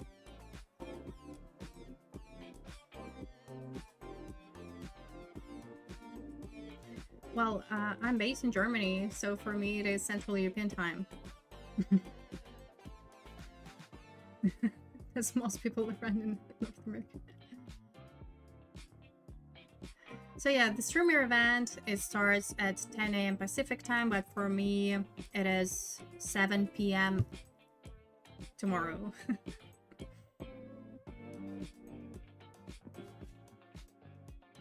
It's really nice. Okay, Maelstrom of the Spirit Dragon. It's interesting, so it adds colorless mana, then add 1 mana of any color, spend this mana only to cast a dragon spell or an omen spell. And for 4 mana, tap sacrifice this land search your library for a dragon card, reveal it, put it into your hand, then shuffle. Oh man, oh why it is a rare, but I kinda get it too. Yeah. Again, you wouldn't want to first pick it. That's the thing. But otherwise, still thinking about that enchantment. So after that mythic, should I pick up this rare for all my dragons? Okay, this village. So for 1 blue and tap, next spell you cast this turn can be countered.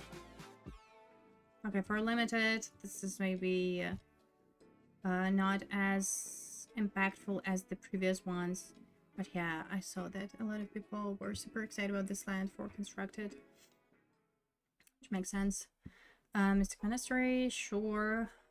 Nomad Outpost, Opulent Palace. Good, good, good. All the tribes, all the dual lands, they're all good. We'll just have to see how early we should prioritize them, how early we should pick them. Oh, and I guess those are like special guests. Eerie Ultimatum, Inspired Ultimatum, Emergent Ultimatum. So speaking of ultimatums, we're gonna see them actually in limited. Venus Ultimatum, Genesis Ultimatum, Edgelands. Those are special guests as well. Okay. Okay, so, and those are commanders, right? I'm not going to talk about those. So this is it. This is it for limited set review. Oh wow. Now let's come back to the first card. Oh, thank you so much. Oh, that's so cute.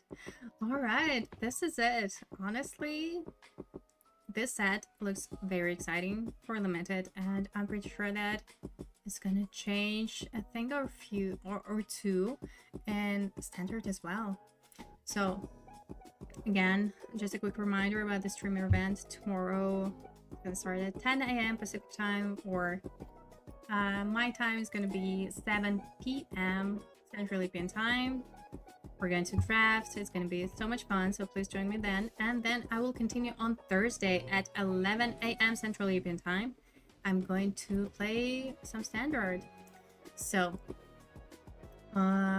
you can follow me on X, which is @cpgrl_. I usually post my streaming schedule, decks, whatnot over there, and I post my VODs on YouTube channel at Mr. and Mrs. Spike. All right, so hope to see you then. Hope to see you tomorrow. Let's raid somebody. And thanks again for watching. Appreciate you all.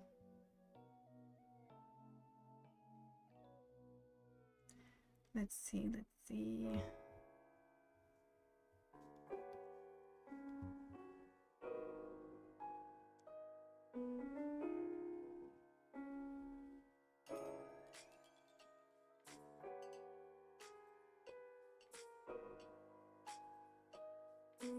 All right, have a good one. Bye bye.